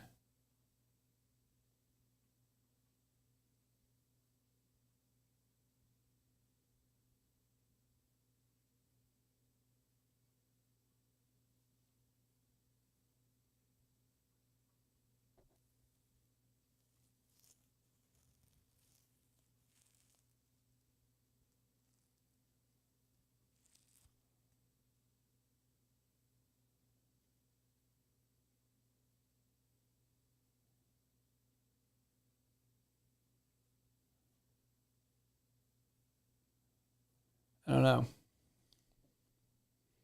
This article is new. This article came out. Did this article come out today? I don't know, guys. Yeah. Jody said you're thinking slowly. You don't say. Power attorney Brian Freeman. And it's been power recapper Dave Neal. All right. Have a good one. Much appreciated. I'll be back Monday morning. And we made it to the end. Good night, everybody. Good night, everybody. Thank you to the 300 new subscribers. Well worth it. Okay, bye.